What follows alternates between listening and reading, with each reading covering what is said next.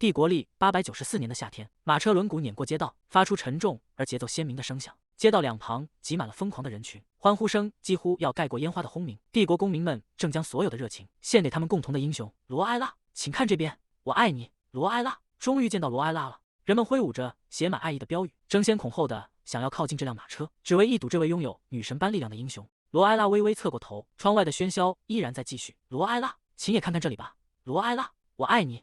那个被万众瞩目的人正是我。罗埃拉维持着得体的微笑，向窗外狂热的人群挥手致意。原本以为这只是一场规模不大的小型舞会，没想到竟然还安排了马车巡游。这阵仗简直像是在逛什么大型主题乐园。罗埃拉在心中暗自腹诽。坐在对面的希尔登突然发出一声轻笑，打破了车厢内的沉默。罗埃拉微微眯起眼睛，嘴角虽然还挂着营业式的笑容，额角却跳出了不满的青筋。陛下，你是故意的吧？故意笑给我看。希尔登终于忍不住笑出了声，他用手掩住嘴巴。抱歉，罗埃拉，我实在忍不住了，因为这一幕实在太有趣了，我真的控制不住自己。罗埃拉接过一张纸片，疑惑地问道：“这是什么？”希尔登解释道：“刚才有个孩子连同花束一起递给我的，说是想念着某个人，画了一整天。”罗埃拉低头看向那张画，看起来像个发霉的馒头。罗埃拉盯着画纸，总觉得这轮廓有些眼熟，那垂下的头纱和蓝色的眼睛。罗埃拉猛地举起画纸，难以置信地喊道：“这画的该不会是我吧？”希尔登坐在一旁，拼命忍住笑意，身体剧烈地颤抖着。没错，据说只要画下圣女的脸挂在家里，好运就会降临。罗埃拉看着那张滑稽的画，整个人陷入了混乱。这根本连圣女的样子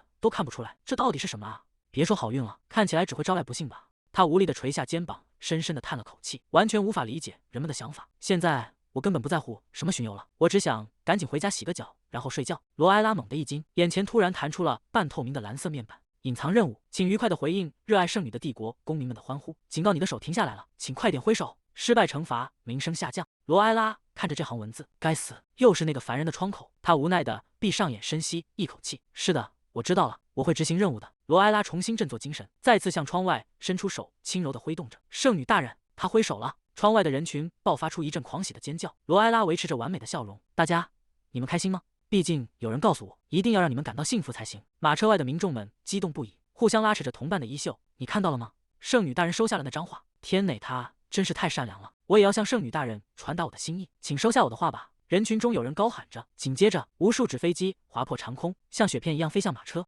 什么牛奶肤色的圣女，这种混乱的日常生活根本不是我想要的。我想要的只是一个能让身体休息的地方，以及足够的闲暇，让我可以不用担心明天，随心所欲地买想吃的东西。事情到底是怎么变成这么扭曲的？如果非要用一句话来总结我的人生，那就是注定要工作到死的命运。那时的我因为父母欠下的巨额债务，在很小的时候就被丢给了奶奶抚养，我甚至还继承了那笔沉重的债款。对我而言，如果不拼命赚钱，就真的会死掉。然而，我唯一的依靠奶奶，也在我17岁那年因病去世了。孤身一人的我，甚至没有时间去悲伤。为了偿还父亲留下的余债和维持生计，我必须不停地工作，每天打2份工只是底线，同时做3份工也是常有的事。我理所当然的中途退学，甚至连大学的门槛都不敢奢望。为了还清所有的债，我到底还要这样生活多久？即便成年之后，我的处境也毫无起色，生活反而变得更加忙碌啊，困得快要死掉了。为什么今天还是这么困？如果说这种乏味的生活中还有什么乐趣，那就是读言情小说。这样不行，现在没有客人，要不要读本小说呢？今天是更新日没错吧？罗埃拉拿出手机，指尖在屏幕上飞快滑动，那是当时稳居榜首的免费网文，名为《原野上的百合不哭泣》。虽然这部作品被读者诟病为典型的烂尾之作，评论区里充斥着谩骂，但他那疯狂且难以预测的情节却让人欲罢不能。最重要的是它是免费的，既然是韩漫风格，剧情肯定会非常夸张吧？今天又会有什么大麻烦在等着我呢？罗埃拉趴在柜台上，满怀期待地盯着手机屏幕，希望希尔登今天能多出场一会儿。明明是男主角，却几乎没什么戏份。然而当他翻到最后一页时，屏幕上赫然写着：于是希尔登孤独地死去了，完结。哈！他推了推眼镜，发出一阵干笑。不会吧，这个完结不可能是那种真正的完结吧？再怎么说，也不可能就这样毫无征兆地把男主角写死吧？这根本不合逻辑。就在这时，手机屏幕上弹出了作者公告：感谢大家一直以来对原野上的百合不哭泣的喜爱。事实上，真正的男主角并不是希尔登，而是戴莫斯。原野上的百合不哭泣将在重新整顿后以第2季的形式回归。谢谢大家。作者，你是疯了吗？怎么能就这样突然完结？还有什么叫希尔登不是真正的男主角？罗埃拉的咆哮声穿透了便利店的玻璃门，在寂静的街道上回荡。哇，好大声！路边牵着狗散步的行人被吓了一跳，这简直太荒谬了。我的心脏跳得好快。罗埃拉紧紧抓着头发，甚至有些反胃。等等，有点不对劲。他扶住额头，厚重的眼镜滑落到鼻尖，视线开始变得模糊。这感觉很奇怪，不只是因为剧情荒谬，这是真的紧急情况吗？还没等他呼救，双腿便失去了力气，整个人重重地瘫倒在冰冷的地板上。当我再次恢复意识的时候，我发现自己竟然成为了小说中的角色罗埃拉·布里埃塔。她是布里埃塔公爵家唯一的千金，也是伴随着神谕降生的圣女。不，确切的说，我原以为她是个圣女。随着真正的圣女西尔维亚出现，罗埃拉那伪圣女的身份被彻底揭穿，她其实是故事中的反派。什么？我竟然是个冒牌货！罗埃拉无法接受这个事实，在巨大的冲击下，彻底陷入了疯狂。罗埃拉被嫉妒冲昏了头脑，她开始变着法子折磨西尔维亚，甚至在最后犯下了无法挽回的罪行。餐具碎裂的声音在寂静的宫殿中回荡，盘中的食物散落一地。圣女大人！西尔维亚痛苦地倒在地上，身体在阴影中蜷缩，鲜血染红了周围的地面。没错，罗埃拉在西尔维亚的食物里下了毒。然而，拥有主角光环的西尔维亚自然没有死。作为罪魁祸首的罗埃拉，因企图谋杀圣女而被关进了大牢。罗埃拉双手死死抓着冰冷的铁栏杆，大声吼道：“你们不是说他还活着吗？这不公平！我也是被骗了。他们告诉我那只是泻药而已。”这就是原本的故事。罗埃拉只是一个愚蠢又可悲的反派。罗埃拉甚至荒唐地辩解说，他只是把毒药误认成了胃药。尽管他声嘶力竭地申辩着自己的清白，但在场的人们只是冷漠地看着他，没有一个人愿意相信他的只言片语。这并不奇怪，毕竟他那恶劣的性格早已深入人心，多年来积攒的恶行让他彻底失去了信誉。就这样，罗埃拉被所有人抛弃，孤零零地被关进了阴暗潮湿的牢房。还没等他有机会反省过去的错误，命运的齿轮便加速了崩坏。随着前任男主角希尔登身上的诅咒失控暴走，整个帝国陷入了前所未有的混乱。身处牢狱之灾的罗埃拉也被卷入了这场动荡，最终他甚至没能等到审判，就这样在狱中凄惨地死去了。罗埃拉用力掐了掐自己的脸颊，感受到一阵清晰的痛觉。看来今天也依然是罗埃拉。距离我作为罗埃拉醒来已经过去整整1周了。起初我根本无法相信自己竟然穿越进了一本剧情狗血且无法预测的小说里。我像疯了一样大吵大闹，甚至揪着侍女的衣领反复确认，但最终我还是不得不接受现实。罗埃拉站在镜子前，看着镜中那张精致的面孔，今天我也依然这么美丽。既然已经死过一次，又重新活了过来，无论我再怎么绞尽脑汁去担心，现实也不会有任何改变。而且罗埃拉的嘴角勾起一抹狡黠的弧度，现在的我可是含着金汤匙出生的富家千金啊！前世的我像狗一样拼命工作，到死都没能好好花过1分钱。既然事情已经变成了这样，我难道不该尽情享受这种以前梦寐以求的悠闲生活吗？既然真正的圣女出现之前，她只是个平凡的女孩，那这种充满变数且不合逻辑的小说设定反而成了好事。只要我不去招惹是非，安安静静的生活，就不会出什么大问题吧。等真正的圣女西尔维亚出现时，她会立刻承认对方的身份，并毫不留恋地让出圣女的位置。只要我假装用购物和美食来弥补过去的痛苦，等原著剧情的惩罚过去后，我就能安全地从故事里脱身了。罗埃拉捧着脸，陷入了美好的幻想。如果能隐居在海边的别墅里生活，似乎也不错。没错，这一世我一定要比任何人都要活得更加灿烂夺目。耳边突然传来一声清脆的提示音，紧接着一道耀眼的蓝色光芒在他眼前猛然炸裂开来。一个半透明的蓝色方框凭空浮现在他面前，上面清晰地显示着他的个人信息：使用者金贤珠，身份确认完成，罗埃拉身体占有完成，灵魂同步完成。哇呀！罗埃拉吓得尖叫出声，这到底是什么系统窗口？这难道不是小说，而是游戏世界吗？还没等他从震惊中缓过神来，伴随着清脆的提示音，窗口上的文字发生了变化：欢迎，从现在起，你将开始执行罗埃拉的真结局任务。紧接着，任务内容像走马灯一样在光幕上跳动。真结局任务1：我是恶女，但我被迫改邪归正，请在西尔维亚被承认为真圣女之前，将你的名声值提高到70点以上。哈？什么改邪归正任务？这又是在胡说八道什么啊？我根本不需要什么改邪归正，我只想放下一切，安安静静的享受生活。叮！系统似乎感应到了他的抗拒，窗口再次闪烁，显现出冰冷而残酷的警告：罗埃拉，你无法放弃一切去过悠闲的生活。任务成功奖励：生存；任务失败惩罚：死亡。在西尔维亚被承认为真圣女后的6个月内，你将迎来死亡。罗埃拉呆立在华丽的寝室中央。这到底是什么鬼东西？罗埃拉眉头紧锁。你是说要让我这个恶女罗埃拉强制进行自我救赎？等等，仔细想来，这个系统窗口竟然对原著剧情了如指掌。目前在世人眼中，我才是那个拥有至高地位的圣女，而西尔维亚才是真正圣女的秘密，本该是原著后期才会揭晓的设定。这个系统窗口究竟是什么来头？竟然连这种核心机密都了如指掌。更糟糕的是，死竟然是死！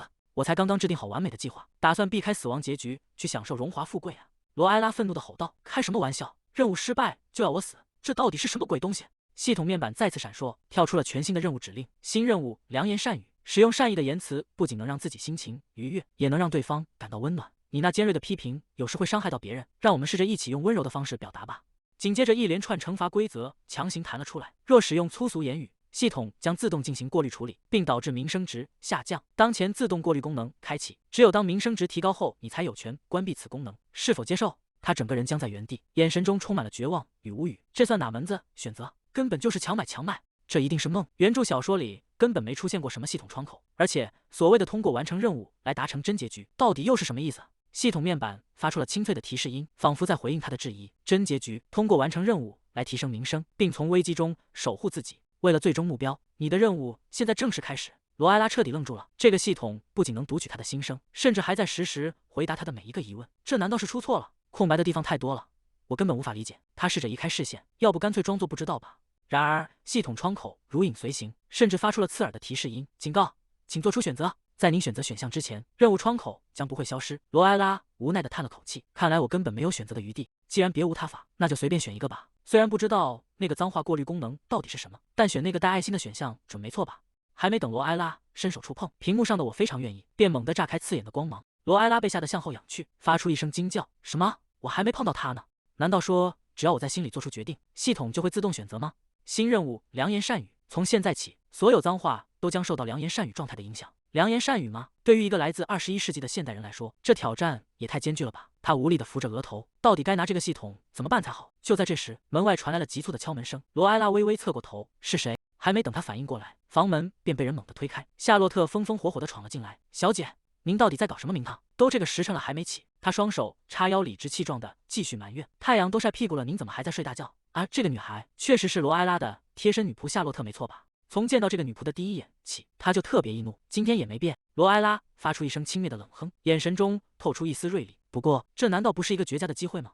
系统面板再次在虚空中浮现，提示音清脆的响起，感知设置正在覆盖全身，是否接受？选项1，是的。选项2，我非常愿意，这正好是个测试系统窗口功能的绝佳机会。他缓缓开口唤道：喂，夏洛特。夏洛特正忙着拉开厚重的窗帘。是的，小姐，你能看见这个吗？罗埃拉指着空无一物的前方。夏洛特一脸茫然地转过头。哈，小姐，您在说什么呢？罗埃拉看着夏洛特那毫无反应的神情，心中有了底。很好，看来这个系统窗口确实只有我一个人能看见。第一个疑问已经解开了，那么接下来要确认的是，那个所谓的自动过滤功能到底是不是真的在起作用？罗埃拉嘴角微微上扬，喂，夏洛特。夏洛特显得有些不耐烦，则这次又怎么了？罗埃拉在心中暗骂：你这疯子！然而，当他试图把这句咒骂说出口时，一股神秘的力量瞬间扭转了他的声带。我爱你！罗埃拉猛地瞪大双眼，惊恐的一把捂住自己的嘴巴，整个人僵在原地。天哪，那个过滤功能竟然是真的！他真的强行改掉了我的话，我彻底完蛋了。夏洛特瞪大了眼睛，您刚才说什么？如果这个系统窗口的功能全都是真实有效的，那么如果我没能完成刚才那个任务，关于我会死掉的那部分预告，恐怕也绝对是真的。这个过滤状态到底是怎么回事？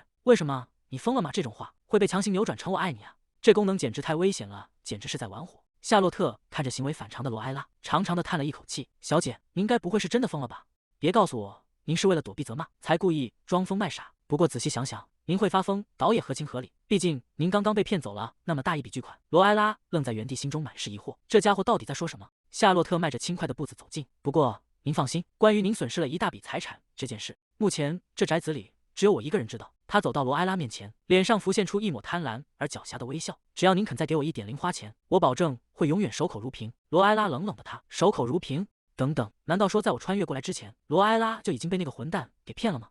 奥尔根·希伯特，他是戴莫斯介绍给罗埃拉认识的，而戴莫斯正是罗埃拉一直以来单相思的对象。希伯特是个极其擅长伪装的赌徒，在露出真面目之前，他一直扮演着温文尔雅的绅士。罗埃拉小姐，我们最近发现的那座矿山里挖出了不少宝贝，所以我们打算再往深处挖掘。他笑得眉眼弯弯，语气中充满了诱惑。只要您肯投资，小姐，我保证会给您3倍的回报。这可是专门为您准备的独家机会。罗埃拉被这些甜言蜜语冲昏了头脑。更重要的是，因为引荐人是他深爱的戴莫斯，他甚至没有对希伯特的背景做任何调查，就选择了盲目信任。为了在暗恋已久的戴莫斯面前表现得更体面，罗埃拉做出了一个疯狂的决定，他偷偷挪用了公爵的名义来担保投资资金。然而，最终的结果却是希伯特的背叛与潜逃。直到很久以后，罗埃拉才得知，那个男人早已因为沉迷赌博被家族逐出家门。罗埃拉根本不敢向任何人提起，这已经不是他第一次被骗了。过去那些荒唐的债务，最终都落在了他父亲公爵大人的肩上，由他出面代为偿还。公爵终于忍无可忍，如果你再这样不计后果的盲目投资，我将切断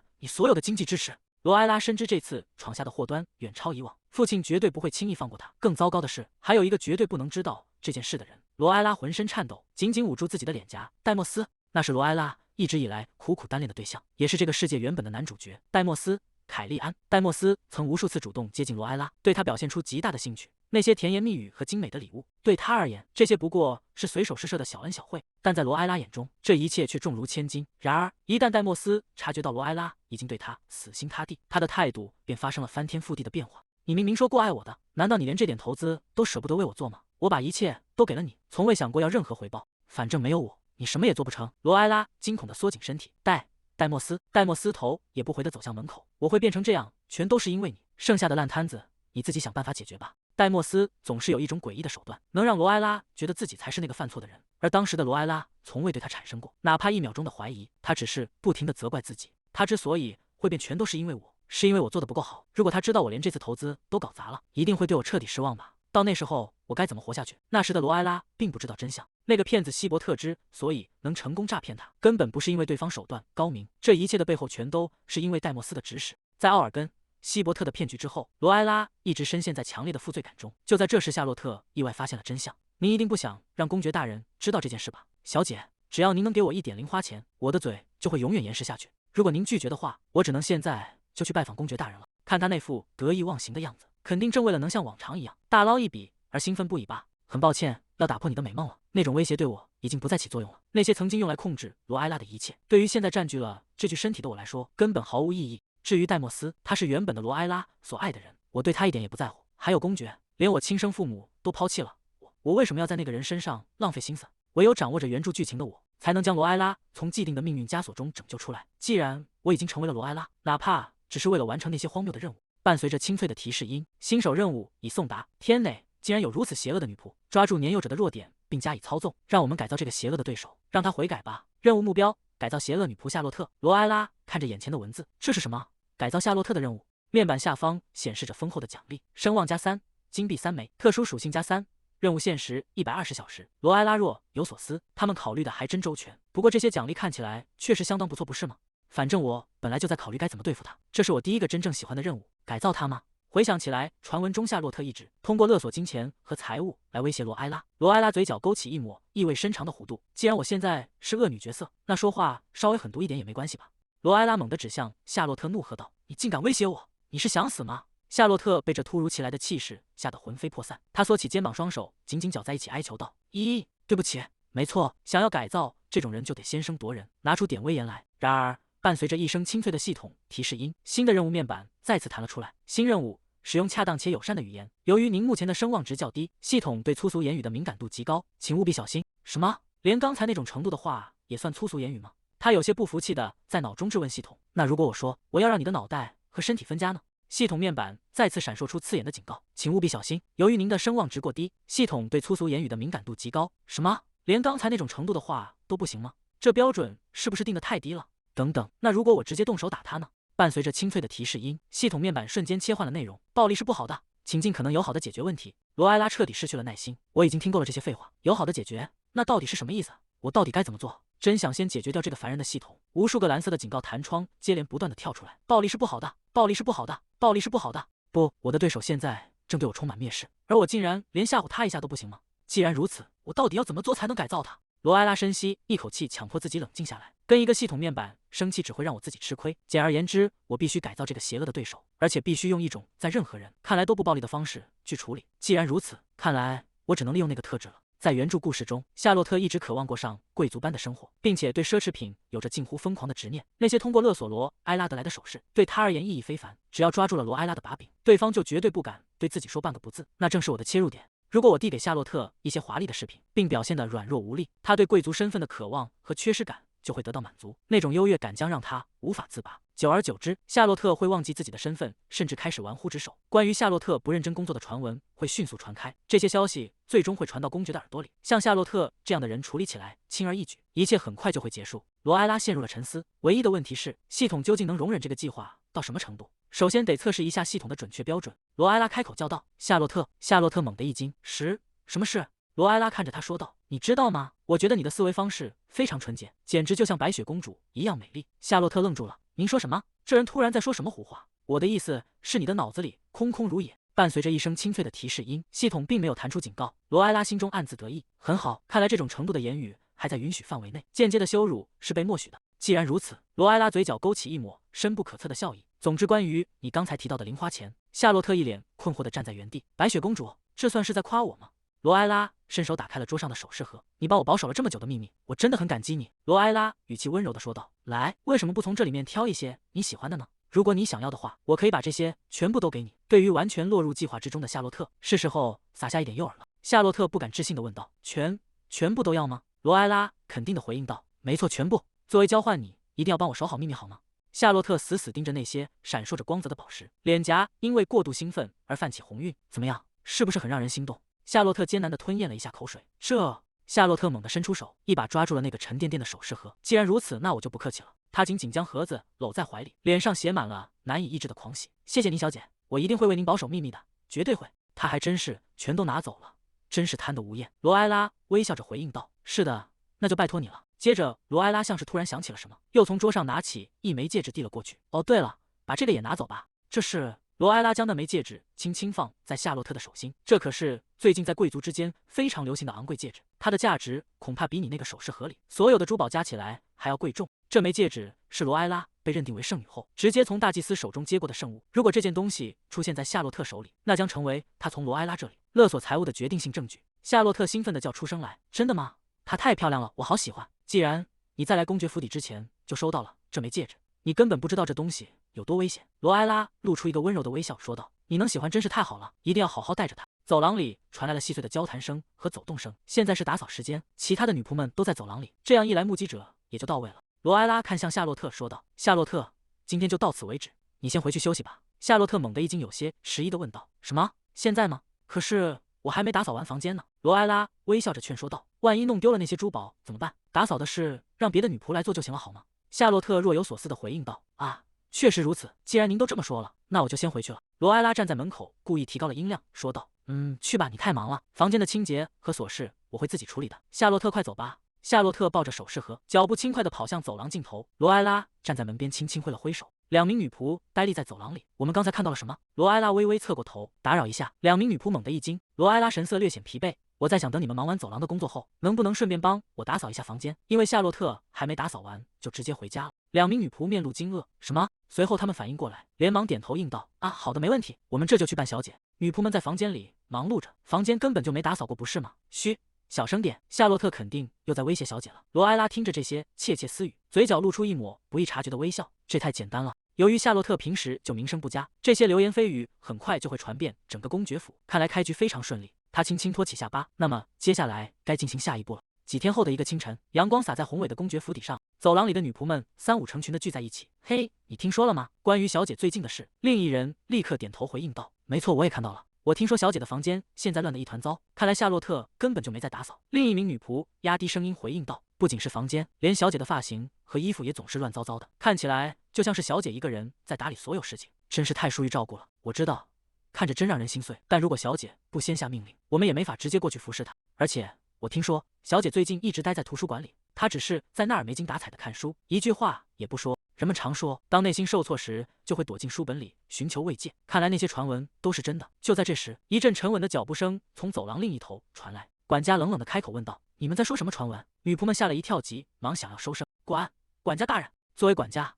难道我不也应该关注一下关于小姐的事情吗？你们刚才提到的那些传闻，能不能也详细的告诉我呢？阳光洒在宏伟的府邸建筑上，几名女仆躲在庭院的树影后，其中一人压低声音说道：孩子们，快看那边。另一名女仆凑近同伴，小声嘀咕道：那位小姐真的是来读书的吗？这都已经好几天了。嘘，小心被她听到。罗埃拉独自坐在长桌前，手中捧着厚重的书籍。一名女仆看着她的背影，继续说道：而且今天她又是没带任何随从，一个人过来的。天啊，考虑到那位小姐的身份，我真的开始同情她了。我们该怎么办才好？罗埃拉听着那些窃窃私语，嘴角勾起一抹不易察觉的弧度，竟然被那样的女仆抓住了把柄。很好，他们议论得很卖力，把我的现状到处传播出去吧，最好闹到连公爵都能听到的程度。在那之后，计划已经稳步推进了好几天。罗埃拉依然待在那个肮脏的房间里，维持着落魄的样子。还有夏洛特，他的手臂现在满是贵重物品。随着流言在公爵府内逐渐蔓延开来，罗埃拉的计划进行得异常顺利，因为所有人都在背后窃窃私语，夏洛特本人对此却毫无察觉，依然过得无忧无虑。夏洛特，狐狸尾巴露出来太久，终究会被抓到的。什么？公爵大人竟然传唤了夏洛特？另一人赶紧示意他噤声。嘘，小声点。罗埃拉微微侧过头，他们在说什么？关于那个传闻，不久前管家长还特意来打听过，你还记得吗？看来消息终究还是传到了公爵大人的耳朵里。就在刚才，夏洛特被公爵大人传唤了。时间回到几个小时前，公爵府邸的办公室内，布里埃塔公爵正眉头紧锁地处理着公务。管家恭敬地站在桌前汇报：“公爵大人，最近府内流传着一些奇怪的传闻。”布里埃塔公爵停下手中的笔。传闻？管家站在办公桌前，恭敬地汇报道：“是的，根据仆人们的说法，大家都在怀疑罗埃拉小姐最近正遭到贴身女仆的威胁。”布里埃塔公爵放下手中的文件，发出一声沉重的叹息：“那个孩子正在被悄悄威胁。你觉得我会相信这种话吗？”果然不出所料，他完全不相信这件事。小姐是那种会去威胁别人的人，而不是会被人威胁的性格。其实我刚听到这个消息时也觉得荒谬至极，但是管家顶着压力再次开口：“公爵大人，事情并不止于此，您也收到了报告。罗埃拉小姐最近频繁出入图书馆，这与她以往的行径完全不同。”布里埃塔公爵低头看着手中的文件，语气中带着一丝不耐烦：“大概又是像上次那样，为了引起我的注意而耍的小手段吧？”管家摇了摇头，神情严肃地回应道：“不。经过这几天的观察，情况似乎与以往大不相同。小姐那些挥霍无度的开销和奢华的装饰都减少了，而且小姐突然变得非常安静和乖巧。最近关于她那些蛮横行为的投诉，是不是也变少了？”布里埃塔公爵陷入了沉思，他不得不承认，确实已经有一段时间没听到那些麻烦事了。换做平时，每天至少会收到一份关于他的负面报告。管家微微躬身说道：“说实话，我起初也不相信，但与这则传闻有关的目击者实在太多了，已经不能单纯将其视为流言蜚语，所以是不是应该正式调查一下这件事？”布里埃塔公爵沉默良久，最后发出一声长长的叹息。既然如此，布里埃塔公爵双手交叠抵住下巴，眼神中透出审视的含义。那个卷入传闻的贴身女仆，立刻把她带到这里来。不久后，夏洛特战战兢兢地走进办公室，他低垂着头，双手不安地搅在一起。“公爵大人，您找我有什么事吗？为什么会突然传唤我？”公爵大人平时很少这样亲自召见仆人。布里埃塔公爵站在窗边，他身形挺拔，单手拄着手杖，神色冷峻地俯视着眼前的女仆。“你是夏洛特吗？我叫你来是为了确认最近在公爵府传开的那个传闻。”夏洛特猛地抬起头：“传闻？那个传闻说你正在威胁罗埃拉，并且从他那里勒索财物。”夏洛特整个人僵在原地，脸色瞬间变得惨白。我绝对没有做过那种事，公爵大人，那只是毫无根据的谣言。”布里埃塔公爵冷冷地看着他：“是吗？既然你坚持谣言是错的，那你有什么证据能证明自己的清白吗？”夏洛特一时语塞。那个该死，公爵大人是怎么发现的？那个笨蛋绝对不可能主动上报，他为了不给自己惹麻烦，肯定会死守这个秘密的。既然不是他说的，那一定是别人告诉了公爵。难道有人看到我拿走那些珠宝了？不，总之先全盘否认。反正罗埃拉也不想暴露他自己的过错，只要我坚持到底，那个笨蛋为了自保，肯定也会帮我证明清白的。这种时候必须表现得更加厚颜无耻才行。他猛地抬起头，右手紧紧捂住胸口。是的，那绝对是虚假的谣言，而且有人可以证明我的清白。请把大小姐叫来吧，罗埃拉小姐一定会为我证明清白的。管家微微躬身请示道：“公爵大人，我们该怎么做？我已经派人去搜查那个女仆的房间了，真相很快就会水落石出。”布里埃塔公爵闭上双眼。既然如此，等等！伴随着一声巨响，办公室的大门被猛地推开，罗埃拉猛地推开大门冲了进来。我有话要说。布里埃塔公爵惊讶地看着突然闯入的女儿罗埃拉，夏洛特也瞪大了眼睛。大小姐，看着情形，夏洛特似乎还没有把所有事情都交代清楚。罗埃拉的嘴角微微上扬，露出一抹冰冷而得意的弧度，那真是太让人放心了。毕竟接下来的重头戏可是属于我的。罗埃拉猛地跪倒在坚硬的地板上，双手撑得发出一声沉闷的撞击声。对不起，父亲，这一切都是我的错。什么？大小姐？首先承认自己被威胁和欺骗了，然后顺理成章地将局势引向对我有利的方向。如果公爵的女儿遭遇了这种事，她一定不会坐视不管的，对吧？他开始抽泣起来。您是因为那个传闻才传唤夏洛特的，对吗？您听到的那些都是真的。父亲，我确实被狠狠地骗了，而夏洛特一直利用那件事作为把柄来威胁我。夏洛特僵在原地，脸色瞬间变得惨白。布里埃塔公爵重复着那个词：把柄。这么说，那些传闻是真的了？罗埃拉声音带着哭腔回应道：是的，我什么都不敢说，他就那样一直夺走我的贵重物品。夏洛特惊恐万分，语无伦次的大声喊道：大小姐，您在说什么啊？那些明明是您亲自送给我的礼物，是为了我才给的啊，对吧？请您快回答我呀！就在这时，门外传来了敲门声。公爵大人，布里埃塔公爵转过身问道：发现了什么吗？一名卫兵推门而入，恭敬地汇报道：公爵大人，按照您的吩咐，我们搜查了那个女仆的房间，除了大祭司赐予的那枚戒指，我们还发现了大量疑似属于大小姐的物品。夏洛特惊恐地瞪大双眼，歇斯底里地大喊道：你这是什么意思？大祭司的戒指？我根本连碰都没碰过那种东西。他猛地倒吸一口凉气，难道说那枚戒指？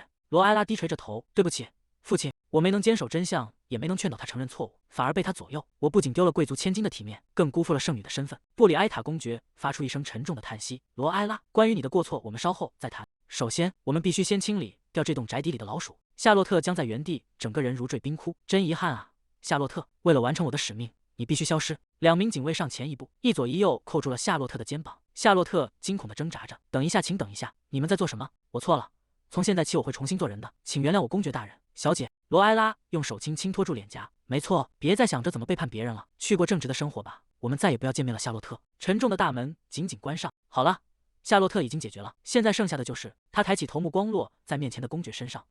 所以你到底是被什么样的骗局给骗了？罗埃拉立刻切换了状态，他跪坐在地毯上，肩膀微微颤抖。我把钱投给了希伯特伯爵家的次子，但是那个人逃跑了。公爵皱起眉头，语气中带着一丝疑惑。希伯特伯爵的次子，那个人不是早就被家族除名了吗？罗埃拉掩面啜泣，断断续续地说道：“是的，但我太鲁莽了，没能及时发现真相。等我意识到的时候，我已经作为担保人签下了相当于3个月零花钱的数额。”公爵震惊地反问道：“什么？3个月？”罗埃拉偷偷观察着公爵的反应，他一定被吓傻了，毕竟他曾多次警告过我，但我还是顶着公爵的名号担保了这么一大笔钱。虽然从技术层面来说，我也是受害者，但既然我现在是罗埃拉，就别无选择。罗埃拉低下头，语气诚恳地说道：“对不起，父亲。我真心诚意的向您道歉。”公爵扶着额头，深深叹了口气：“你已经把担保的全额都还清了吗？”罗埃拉低着头，心中有些诧异，他的声音比预想中要温柔许多。他轻声回答道：“我卖掉了奢侈品和珠宝，已经偿还了大部分，但还剩下一小部分。”公爵沉默了一会儿，淡淡的回应道：“我知道了，剩下的部分我会替你偿还。”罗埃拉猛地抬起头，满脸不可思议的惊叫道：“什么？”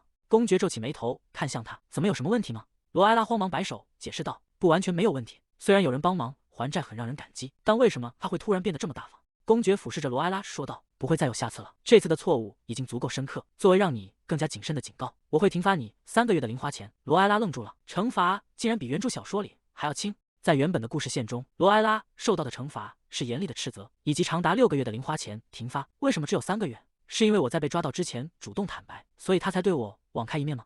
虽然不知道公爵为什么改变了主意，但无论如何，罗埃拉嘴角微微上扬，这对他来说一点也不坏。他猛地俯下身子，额头重重地磕在地板上。是的，我会谦卑地接受您的决定。这一记响亮的磕头声让公爵和身后的管家都吓了一跳。这次居然是磕头吗？公爵显得有些局促不安。既然你明白了，就退下吧。罗埃拉立刻起身，干脆利落地回答道：“遵命，大人。从现在起，我会闭门思过，反省自己的行为。”他直起身子，将手轻轻搭在胸前，脸上露出了温柔的微笑。还有，无论是这件事，还是以前的所有事情，都非常感谢您一直以来为我收拾残局。父亲。公爵愣在原地，神色显得有些僵硬。公爵沉默了良久，才缓缓开口回应道：“好，现在去休息吧。”罗埃拉再次行礼，轻快地回答道：“好的，谢谢您，父亲。”随着房门关上的声音响起，罗埃拉离开了书房。公爵站在原地，看着紧闭的大门出神。格雷厄姆，管家立刻上前一步，恭敬地回应道：“是的，公爵大人。你觉得呢？那个孩子是不是变了？”管家脸上带着温和的笑意。是的，在我看来，小姐确实变得有些不一样了。公爵轻轻叹了口气，嘴角却不自觉地微微上扬。我明白了，原来你也看出来了。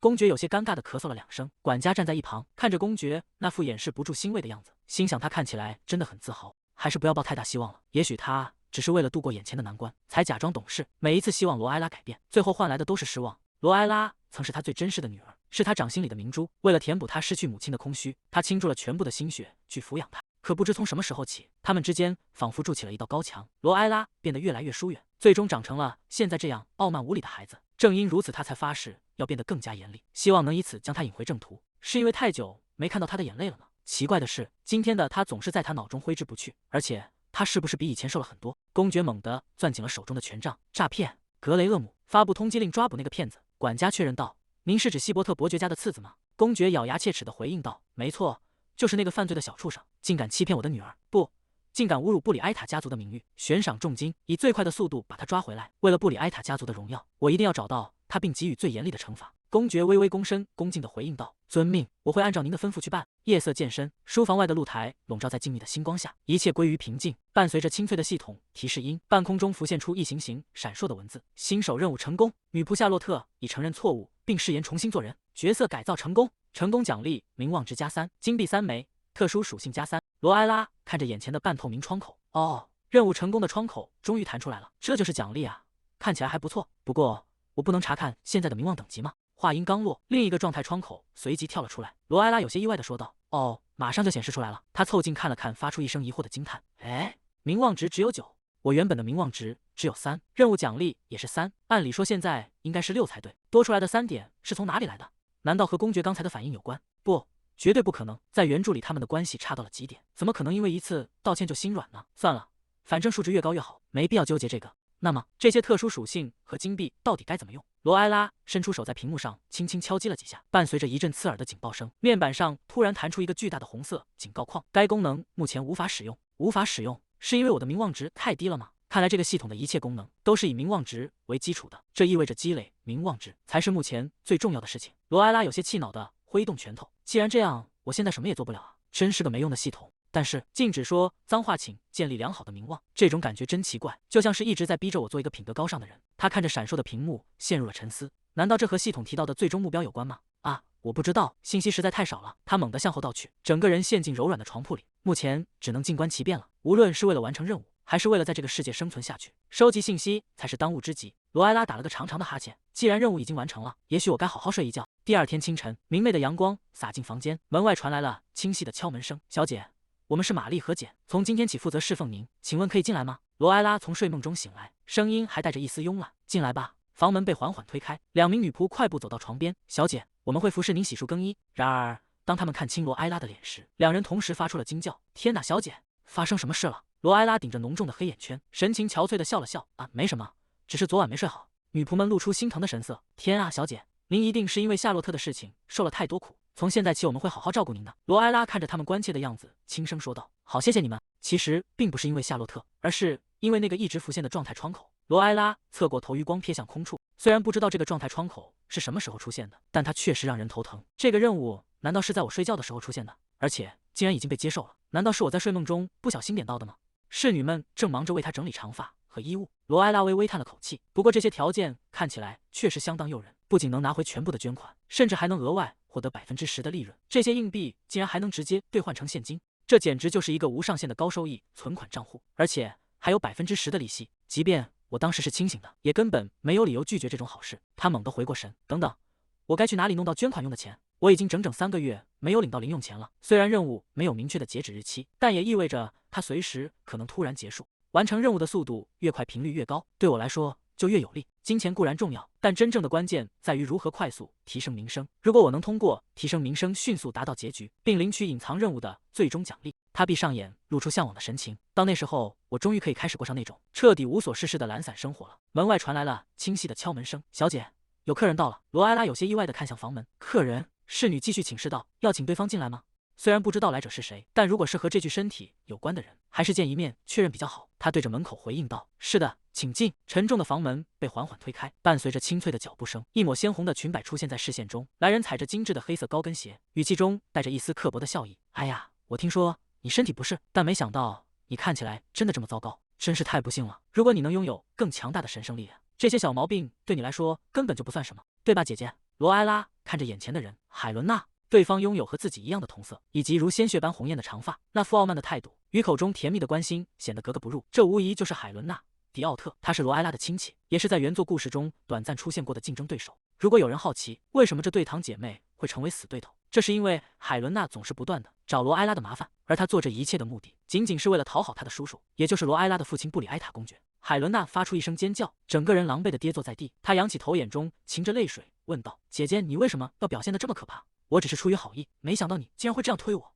罗埃拉难以置信地看着他。“什么？明明是你先侮辱我的，而且我根本没有推你，是你自己倒下去的。”海伦娜掩面哭泣：“我绝对不会做出那种事，姐姐你真是太坏了，你到底有多讨厌我才会做出这种举动？”周围的宾客开始交头接耳，听说罗埃拉小姐一直很轻视海伦娜小姐，难道就不能安稳地度过一天吗？非要闹出这种场面？罗埃拉气得说不出话来。我……人群中传来一声不耐烦的啧舌声。布里埃塔公爵皱起眉头：“别在府邸里闹事了，罗埃拉，立刻道歉，把这件事了结掉。”罗埃拉垂下眼帘，声音细若蚊呐。是的，父亲。激怒罗埃拉正是他的拿手好戏，而心思单纯的罗埃拉总是轻易落入他的圈套。通过这种手段，海伦娜总能成功的将罗埃拉塑造成施暴者，从而赢得所有人的同情。对不起，海伦娜。罗埃拉总是默默承受着这一切，甚至不知道自己为何会被针对。正因如此，他对海伦娜的厌恶也与日俱增。事实上，海伦娜欺负罗埃拉并没有什么正当理由，她只是想在罗埃拉的父亲面前表现得更好。海伦娜站起身，炫耀般的展示着身上的礼服。“哦，对了，这件裙子是叔叔买给我的。叔叔真是个温柔的人，他对你也一样温柔，不是吗，姐姐？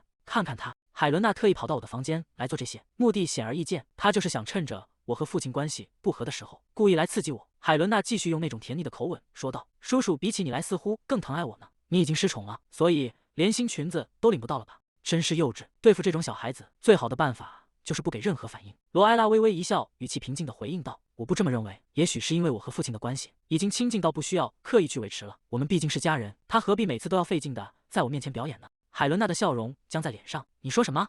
难道你是想说叔叔对我的亲切都只是在演戏吗？”罗埃拉不紧不慢地继续说道。“哦，当然不是。”海伦娜急切地反驳道，“叔叔可是亲自带我去精品店，亲手为我挑选衣服的。”罗埃拉点了点头，神情自若地感叹道：“父亲确实是个慷慨的人，所以他才会对自己的侄女也如此上心。即便这份关注远不如他对自己亲生女儿的那样多。”海伦娜的脸色瞬间变得通红，呼吸也变得急促起来。她怎么会突然变得这么有自信？那个女孩做梦也不会想到，叔叔其实只是把钱寄了过来。这件裙子根本就是我自己去买的。罗埃拉转过身看向身后的侍女们，问道：“茶还没准备好吗？”侍女连忙低头回应道：“哦，我这就去端过来。如果叔叔不宠爱我，他根本连钱都不会寄给我。没错，叔叔把我当成亲生女儿一样珍惜，甚至比珍惜你这种人还要多。”罗埃拉语气平淡地打断了他的思绪。“海伦娜，我现在想安静地享受下午茶时间，所以能请你离开我的房间吗？”海伦娜愣住了。“什么？”罗埃拉单手托腮，脸上挂着从容的微笑。“需要我再重复一遍吗？我再请你离开。我想在自己的家里，在自己的房间里好好休息一下。”海伦娜死死盯着罗埃拉。“你这家伙，平时只要稍微挑衅一下，罗埃拉就会立刻歇斯底里的发作。为什么他今天表现得这么冷静啊？对了，还有一个办法，一个能让罗埃拉那副冷静面孔彻底崩塌的简单办法。戴莫斯·凯利安，其实姐姐，我今天过来是因为真的很担心你，你难道不知道吗？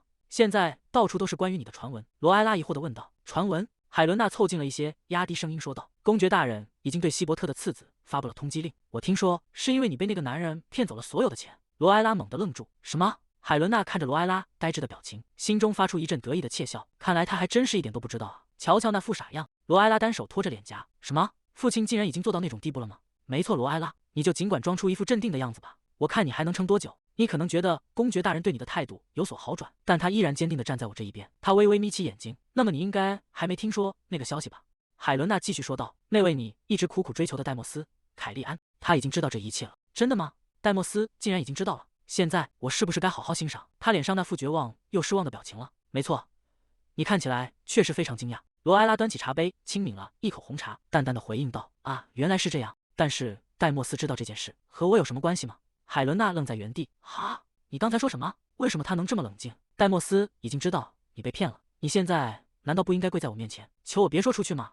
罗埃拉将茶杯稳稳地放在托盘上。“海伦娜，你似乎搞错了一些事情，所以让我来为你澄清一下。”海伦娜皱起眉头问道。“搞错了？你这是什么意思？”罗埃拉靠在椅背上，姿态优雅地解释道：“仔细想想吧，父亲之所以大费周章地发布通缉令，是为了向世人宣告，任何骗子都别想小看我们家族。不仅如此，这也是他保护我的一种方式。然而，海伦娜，如果你像现在这样到处散布这些流言蜚语的话，我是不是该认为你这是在蔑视公爵府？”海伦娜愣了一下，随即发出一声干笑。“什么？不可能！整个帝国的人都知道你和公爵大人的关系有多僵。你说这是公爵大人为了保护你而发出的警告？你真是疯了！公爵大人绝不可能为了罗埃拉做到这种地步。”他死死攥紧手中的折扇。“但如果那些话是真的呢？如果公爵大人真的开始重视罗埃拉，那岂不是意味着我会失宠啊？”海伦娜发出一阵干瘪的笑声。“姐姐，你在说什么啊？我只是因为担心你，才特意跑来第一个告诉你这件事的。你应该明白我的心意吧？”罗埃拉优雅地端起茶杯。“我知道，我们的海伦娜一直都是这么善良又聪明。”他缓缓站起身，一步步向海伦娜逼近。“所以至少你不会愚蠢到在外面乱嚼舌根吧？就像你现在做的一样。”海伦娜的冷汗顺着脸颊滑落，颤抖着回应道：“当然了，那是自然，姐姐，我会保持安静的。”罗埃拉露出满意的微笑，语气轻快地说道：“很好，你现在可以离开了。事情怎么会变成这样？”他猛地将手中的折扇摔在桌上。为什么他没有像往常那样大发雷霆？那个女人居然直到最后都保持着那副镇定的样子。照这样下去，被耍得团团转的人不就只有我一个了吗？他死死咬住戴着蕾丝手套的手指，眼神中充满了怨毒。那个女人，她竟敢！我该怎么做才能报复她今天给我的羞辱？这时，一名侍女推门而入。“小姐，有一封信送到了。”海伦娜猛地转过头。“一封信？”侍女将信递上前，轻声回应道：“是的，似乎就是您一直在等的那封。”海伦娜愣住了，眼中闪过一丝惊讶。“快把它给我！”海伦娜的嘴角渐渐上扬，露出一抹阴森而得意的冷笑。“这就是我想要的！你今天竟然有胆量羞辱我，给我等着吧，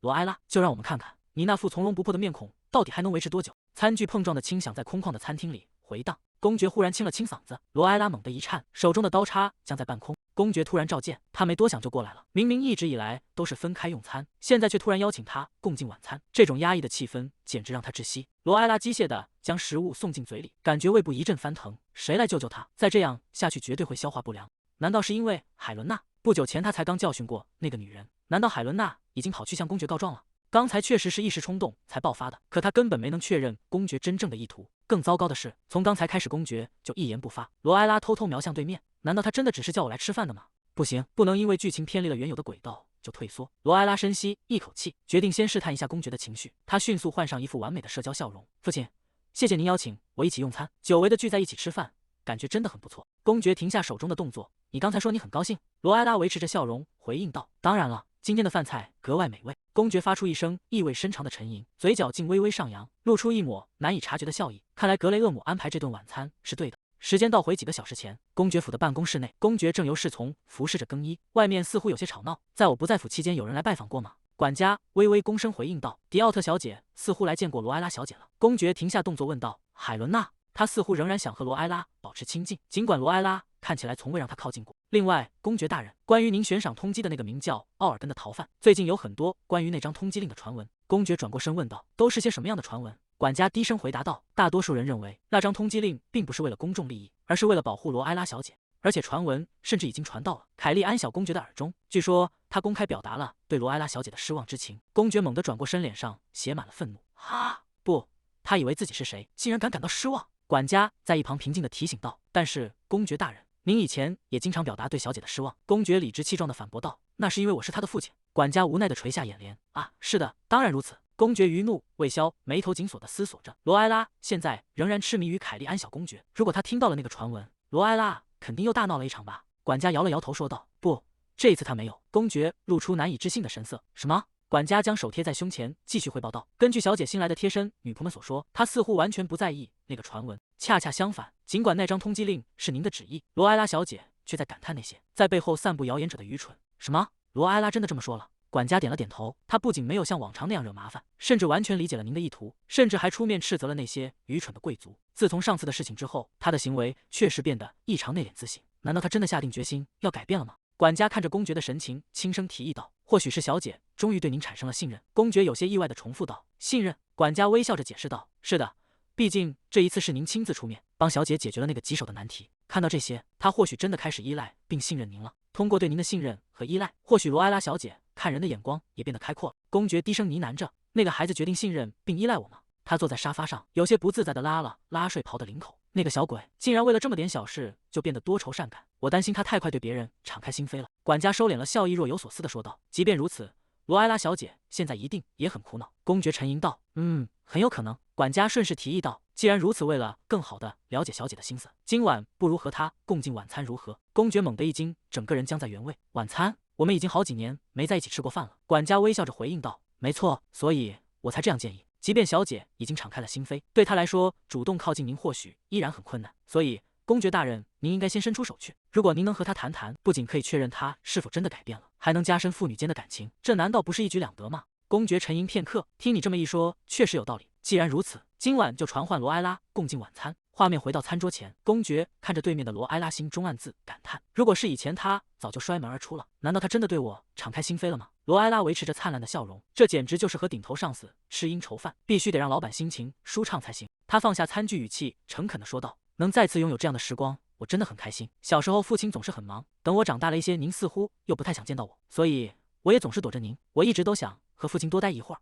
但我以为您讨厌看到我，所以才一直不敢出现在您面前。”公爵的动作猛地僵住，罗埃拉继续说道：“所以当您今天主动找我说话时，我真的非常幸福。”餐厅里的空气瞬间凝固，罗埃拉察觉到气氛不对，糟糕，难道我说错什么话了？公爵低着头，脸色阴沉的可怕，他用手捂住额头，嘴里不停的低声碎碎念：“我以前做的那些狠心事，全都是为了你好。你竟然一直想和我待在一起，却因为我的缘故不敢靠近。父亲怎么突然就开始自言自语起来了？这样下去可不行，必须把话题引向能提升自己名声的方向。”他深吸一口气，试探着问道：“父亲，您知道该如何向神殿捐赠吗？”公爵正陷入自我怀疑中，闻言猛地停下动作。“捐赠？”罗埃拉将手轻抵在胸前，脸上洋溢着虔诚而灿烂的笑容。“是的，我想通过捐赠来为我过去那些误入歧途的行为忏悔，但令人尴尬的是，我并不太清楚具体的流程该如何操作。”公爵放下手中的杯子，神色复杂地看着他问道：“你是认真的吗？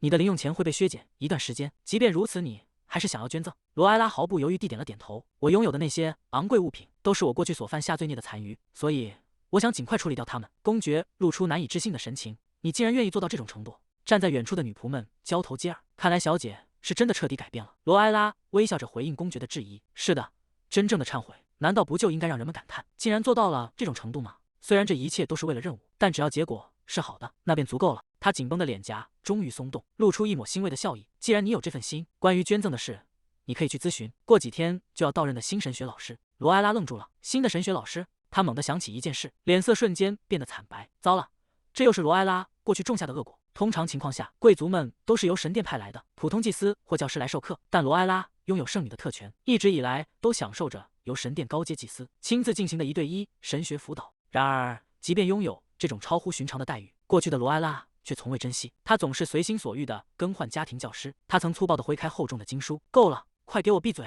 在罗埃拉眼中，这些老师不过是随手可丢的工具。他甚至会因为一些荒唐的理由将人赶走。我不喜欢你的长相，你的声音听起来真让人烦躁。这课太无聊了，我就是不喜欢。立刻从我眼前消失！被他气哭后辞职的高阶祭司，恐怕能装满1整辆马车。就在不久前，前任负责祭司也因为无法忍受罗埃拉的暴政而离职，于是神殿不得不再次为他指派1名新老师。罗埃拉痛苦地扶住额头，这样下去，他恐怕要把神殿所有的祭司都见个遍了。公爵放下餐具，语气严肃地提醒道：“罗埃拉，就算我不说，你也知道这是第几个了吧？”罗埃拉吓得一激灵，连忙回应道：“是的，请别担心，父亲，那种事再也不会发生了。从现在起，我会勤奋地参加课程，绝不能让好不容易挽回的一点名声毁在这种事上。事实上，这反而是一个绝佳的机会。不仅是公爵，他还必须给神殿留下一个好印象。”与此同时，在宏伟的大神殿内，2名年轻的祭司迎面走来。啊，维克多，你要去哪里？那个方向不是去祈祷室的路。维克多停下身形，平静地回应道：“是的，从今天起我要去布里埃塔公爵府，所以无法参加祈祷仪式了。”2名祭司对视一眼，其中一人恍然大悟道：“对了，你被任命为圣女的神学老师了，那是从今天开始吗？”另一名祭司露出同情的目光，看来又出现了一个新的牺牲品啊。维克多微微侧过头，有些疑惑地问道：“请问这是什么意思？”那名祭司凑近了一些，神色紧张地问道：“难道你不知道关于圣女的事情吗？”罗埃拉小姐上课总是迟到，即便是在严肃的神学课上，她也总是穿着华丽的过分的礼服。她甚至从来不翻开书本，反而一直在抱怨祭司们的长相或是声音，全都是些与课程无关的琐事。正因为如此，已经有多少无辜的祭司成了她的受害者。祭司叹了口气，无奈地摇了摇头，真不敢相信那样的人竟然是圣女。维克多静静地听着，原来是这样吗？另一名祭司拍了拍维克多的肩膀，没关系，估计也待不了多久。目前为止，在那位小姐手下坚持最久的人，也才只有1个星期而已。你就当是去受几天苦，很快就能回来了。祝你好运，维克多。维克多微微点头，完全不像个圣女吗？听了那些传闻，反而让我有些好奇了。罗埃拉小姐，不，圣女罗埃拉。罗埃拉抬头看向远处的钟楼，时间比预想的还要充裕。难道我出来的太早了？他抱着厚重的书本穿过庭院，不过总比在神学课的第1天迟到要好。罗埃拉很清楚，神殿现在肯定到处都是关于他过去那些劣迹的抱怨。即便自己是个冒牌货，如果现在就与神殿发生冲突，也只会让他陷入不利的境地。幸运的是，一位新的神学老师在这个关键时刻到来了，必须向他们展示出改变。那个声名狼藉的圣女罗埃拉终于改过自新了。罗埃拉坐在喷泉池边，手中翻开那本厚重的典籍，根本看不懂书里写了什么。罗埃拉抬头看向远处的钟楼，发出一声无奈的叹息，竟然才过了这么点时间，距离上课还有整整2个小时，老师恐怕都还没到。他想起原本的罗埃拉总是上课迟到，甚至让神殿的祭司们为此暗自垂泪。如果仅仅是准时到达，恐怕还不足以证明自己的改变，所以他别无选择，只能提前坐在这里做样子。罗埃拉合上手中的书，既然还有时间，不如趁现在研究一下任务窗口里提到的那笔捐款。为了完成任务，他必须向神殿捐款，而捐款自然需要大量的金钱。隐藏任务的内容清晰地浮现出来，筹集捐款并交给神殿，捐款金额的10%将以金币形式返还，达到一定数额还能提升名望。金币可以合法兑换成货币，但严禁利用系统漏洞进行及时循环捐赠。即便卖掉所有的珠宝来筹集这笔钱，恐怕也支撑不了多久。更何况他已经给过夏洛特一些了，还有没有其他筹钱的办法？必须是安全且合法的途径，而且要能一次性筹集到巨额资金。罗埃拉从喷泉池边站起身，指尖捏着1枚金币，完全没有头绪。这个世界肯定没有彩票这种东西。他百无聊赖地坐在池园，随手将金币向空中抛去。如果这些金币能自己变出成千上万个就好了。金币在空中划出一道弧线，扑通一声掉进了水池。罗埃拉惊叫着伸出手，不，我的钱！原本就因为缺钱而苦恼，现在竟然还弄丢了1枚，至少是掉进喷泉里，而不是掉进下水道。他盯着水底那枚闪烁的金币，等等，喷泉！罗埃拉猛地站起身，就是这个，我之前怎么没发现呢？我可以做一个许愿池，既然现代的旅游景点都有许愿池，没理由这里不能有一个。只要利用好这个喷泉，筹集捐款的问题就能迎刃而解。这不仅仅是为了钱，即使是那些平时无法进入神殿的人，也可以在喷泉旁祈祷。普通百姓路过这里，随手投下一枚小小的硬币，这种微小的捐赠对任何人来说都没有负担，却能让所有阶层的人都更容易接触到神殿。如果足够多的人参与进来，无数的祈祷和硬币堆积在一起，最终汇聚成的总额将非常可观。罗埃拉露出自信的笑容，没错，圣女本就是传递人们祈祷的使者，以圣女的名义建造这座喷泉，再将收集到的捐款转交给神殿。第一个目标就是扩建这座喷泉。他拖着下巴，眼中闪烁着期待，等着瞧吧，我的彩票喷泉。罗埃拉坐在空旷的教室内，指尖轻轻敲打着桌面。建造喷泉的费用可以通过变卖珠宝来筹集，但问题在于该把它安置在哪里，又该如何把名声传出去？总不能随便在广场上挖个坑。正当他陷入沉思时，教室的大门发出一声轻响，罗埃拉猛地抬起头，老师来了。维克多推门而入，脚步在门口微微一顿，你竟然先到了，很高兴见到你，罗埃拉小姐。他停在罗埃拉面前，微微躬身行礼。从今天起，我将担任你的新神学老师。我的名字是维克多·因佩里安。罗埃拉愣在原地，大脑瞬间一片空白。什么？维克多？如果是那个维克多的话，这个男人就是原著故事里的那位使者维克多·因佩里安。他拥有极其强大的神圣力量，头脑冷静的近乎残酷，却又因那副悲悯世人的姿态，赢得了帝国与神殿的双重支持。在原著的轨迹中，当真正的圣女降临时，维克多将成为对方最坚定的拥护者。正是这个男人亲手揭穿了他冒牌货的身份，他在那场审判中起到了决定性的作用。换句话说，维克多对我而言是一个极其危险的对手。罗埃拉咬着指尖，难以置信他会以这种方式出现在原著故事里。他明明是以使者的身份登场，这让我完全放松了警惕。从他现在的举止来看，似乎并不是从一开始就讨厌罗埃拉。难道就是因为这堂课，才导致后来的罗埃拉与他发生了冲突？维克多察觉到少女的异样，小姐，有什么问题吗？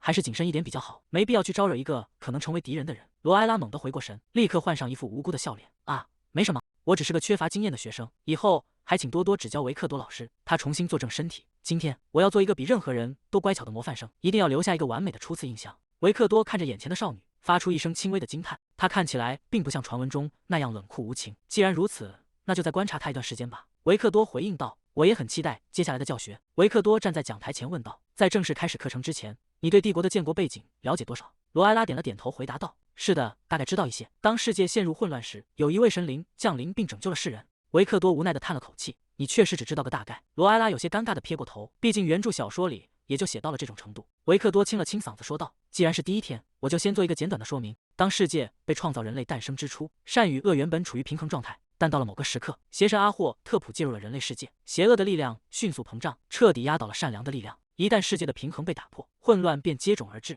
在失衡留下的裂痕中，邪恶势力将世界拖入无序的深渊，人们彼此猜忌，陷入了永无止境的杀戮。那时的世界与人间炼狱别无二致。就在这可怕的动荡之中，我们的神灵卢塞拉降临了。他为了拯救人类而来到世间。卢塞拉怜悯众生，并向人类伸出了援手。他将邪神阿霍特普的肉体、灵魂、光明与黑暗分别剥离，将他们封印在帝国的东南西北4个方位。最终，卢塞拉将自己与阿霍特普的心脏一同封印。这位神灵牺牲了自己，才换来了世界的和平。罗埃拉举起手问道：老师，我有一个问题。维克多停下讲述，回应道：好的，请讲。罗埃拉若有所思地追问道：你刚才说邪神的身体、灵魂、光明与黑暗被分别封印在了4个方向，那么心脏呢？心脏被封印在哪里了？维克多的动作猛地僵住，眼中闪过一丝复杂的情绪。罗埃拉试探着唤道：维克多老师。维克多迅速收敛神色，没什么，心脏的具体位置至今仍是一个谜。卢塞拉为了防止他落入心怀不轨的人手中，将其彻底隐藏了起来。虽然目前普遍认为他就藏在首都的某个地方。罗埃拉追问答道：是因为首都位于帝国的中心吗？维克多点头回应道：没错，而首都的中心正是皇宫。我不确定这是否与邪神的心脏有关，但皇室的大多数成员都拥有远超常人的能力，我们称这些能力为祝福，而皇室则扮演着某种守护者的角色。罗埃拉坐在座位上，指尖抵着下唇，低声呢喃道：受祝福的守护者。的确，在原著故事中，希尔登拥有的力量比任何人都强大得多。希尔登是凯罗斯帝国自首任皇帝以来拥有最强祝福的皇室成员，他不仅是帝国的皇太子，更是战场上的不败神话。那些拖延数年的漫长战争，只要希尔登亲自参战，往往在数日之内便能宣告终结。他是一位真心爱护帝国、堪称楷模的统治者，所有人都深信不疑，他必将成为引领帝国走向繁荣的伟大君主。然而，没有人能预知未来，正如罗埃拉从未预料到自己前世的死亡一样，那位强大的皇太子也绝不会想到，命运会给他开一个如此残酷的玩笑。难道他注定要死于诅咒之下？沉重的脚步声在寂静的街道上回荡，阴暗潮湿的石砖巷弄里，希尔登披着深色斗篷，随行的一名亲信低声说道：就是这里了。希尔登殿下，第二天，马蹄声在街道上回响，马车颠簸着穿过城区，车厢内传出轻快的哼唱声。侍女看着身边的罗埃拉说道：“小姐，您看起来心情很好。”罗埃拉掩嘴轻笑：“嘿嘿，是吗？我当然心情好。困扰我很久的问题终于解决了，所以我想在首都广场建一座许愿喷泉。”维克多露出困惑的神情：“请原谅，您刚才不是说想要捐款吗？怎么现在突然又要建喷泉了？”罗埃拉站起身，人们可以往喷泉里投硬币许愿，投1枚代表好运，投2枚代表幸福，如果投3枚，愿望就会成真。这样一来，那些因为各种原因无法前往神殿的人，也能轻松地完成捐献，同时还能开心地许下心愿。当然，我们会明确告知，这些硬币最终都会作为捐款使用。维克多愣在原地，低声自语道：“那么您所说的捐献？”罗埃拉嘴角上扬，露出一抹狡黠的微笑。没错，以神殿的名义在首都广场设立喷泉，然后所有堆积在喷泉里的硬币都会捐给神殿，每1枚都会捐出去。罗埃拉坐在马车里，心中暗自盘算：如果我把所有的权限都交给神殿，让他们去管理，我就再也不用处理这些麻烦事了。我真是个天才，所以我向维克多提出了建议，把一切都交给了他。维克多的反应相当积极，想必那位收到消息的高级祭司很快也会同意这个方案。罗埃拉靠在椅背上，神色轻松。现在最烦心的一个问题已经解决了，剩下的唯一一件事就是那个家伙了。门铃叮当作响，罗埃拉推开珠宝店的大门，走了进去。店主迎上前去说道：“欢迎光临，请问您在寻找什么特定的宝石吗？”罗埃拉摇了摇头回应道：“不，我不是来买东西的。”他将一个沉甸甸的布袋重重地放在柜台上。我想卖掉一些宝石，卖掉剩下的这些宝石，就能凑够建造喷泉的资金了。店主打量着眼前的罗埃拉，心中暗自腹诽：这小丫头是从哪冒出来的？以前从没见过，真是浪费时间。店主漫不经心地说道：“好吧，那就让我看看，看这女孩的打扮，带来的宝石估计也没什么特别的，真是麻烦，随便估个价把她打发走算了。”然而当袋口敞开的一瞬间，店主的手猛地僵住了，他死死盯着袋子里的东西，冷汗从额角滑落。这是这种通透度竟然找不到一丝瑕疵，已经很久没见过纯度这么高的宝石了。他到底是从哪里弄到这些稀世珍宝的？罗埃拉看着店主失态的样子，平静地说道：“我手里可不止这些。”店主惊叫出声，竟然还有更多。他咽了口唾沫，看来今天这一趟完全没有白费。这个客人简直就是个大金矿。店主猛地拍向柜台身体前：“亲，你是说你要一次性把这些全部卖掉吗？”罗埃拉被这突如其来的举动吓了一跳，下意识向后缩了缩身子。吓死我了！他为什么突然这么兴奋？他稳住心神，试探着问道：“那个是有什么问题吗？还是这些宝石有什么不对劲？”店主立刻换上一副笑脸，搓着手回应道：“啊，我明白了。但遗憾的是，像我们这种规模的小店，实在无法一次性吃下这么多顶级的宝石。不过我知道一家大型珠宝商，他们给出的价格非常公道，我可以亲自带您过去。”罗埃拉有些迟疑：“去别的地方？”店主指了指店后，语气殷勤地说道：“别担心。离这里一点都不远，只要从这家店的后门出去，马上就能到了。”罗埃拉陷入了纠结，他想起出门前曾告诉过侍女很快就会回去，并没有计划去别的地方。侍女当时还担忧地叮嘱过：“您真的要一个人去吗？最好还是让人陪着您。”但他转念一想，既然已经出来了，还是想尽快把这些宝石处理掉。既然店主说那个地方就在附近，如果动作快一点，应该不会耽误太久。他点了点头，对店主说道：“那好吧，请带我去那家店。”店主微微躬身，嘴角勾起一抹阴冷的弧度：“没问题，请跟我来。”他带着罗埃拉穿过狭窄阴暗的后巷，两旁的建筑高耸而破旧，巷子里空无一人，只有风吹过杂物的声响。店主带着罗埃拉来到一处偏僻的建筑前，推开沉重的木门，屋内光线昏暗，墙上挂着巨大的鹿头标本，空洞的眼珠俯视着闯入者。罗埃拉环顾四周，不安地拉紧了斗篷，这里的气氛不太对劲，我该不会跟错人了吧？店主微微躬身说道：“请在这里稍等片刻，老板马上就到。”罗埃拉疑惑地问道：“老板，你这是什么意思？”厚重的木门发出一声刺耳的摩擦声，缓缓向两侧开启，沉稳的脚步声从门后的阴影中传来。一个低沉的声音响起：“是有客人要来卖宝石吗？”罗埃拉猛地一颤，警觉地看向声音来源：“啊哈，那你可真是来对地方了。不用担心，我卡伦作为堡垒的老板，一定会给你一个好价钱。”罗埃拉愣在原地，难道如果是卡伦的话？这里是堡垒，位于首都最深处的地下街区，危险的武器、来历不明的植物以及真假难辨的珠宝，各种非法交易在这里疯狂流动，是一个彻头彻尾的法外之地。而统治这片混乱区域的首领，正是堡垒的主人卡伦。单手插兜，站在光影交错的窗前，他微微扬起下巴，脸上挂着张扬而危险的笑容。如果我没记错的话，在原本的故事里，卡伦是个极其危险的人物，只要心情稍有不悦，就会毫不留情地夺走客人的性命。罗埃拉猛地转过头，看向身后那个留着胡子的店主，那个该死的胡子男，还说什么值得信赖的店铺，全都是鬼话。这家伙把我带到这里来，肯定是打算把我的宝石全部搜刮干净。卡伦伸出一只手语器，随意地说道：“好了，小姐，不如先让我看看你的宝石。”罗埃拉被这突如其来的动作吓得浑身一颤，下意识地后退了一步。该死！他在心中暗骂。现在该怎么办？当务之急是想办法离开这个房间，而且绝对不能表现得太明显。罗埃拉向后退去，仔细想想，这些宝石对我来说都有特殊的纪念意义，我觉得自己一个人处理掉它们不太合适。抱歉，我还是再考虑一下，下次再来吧。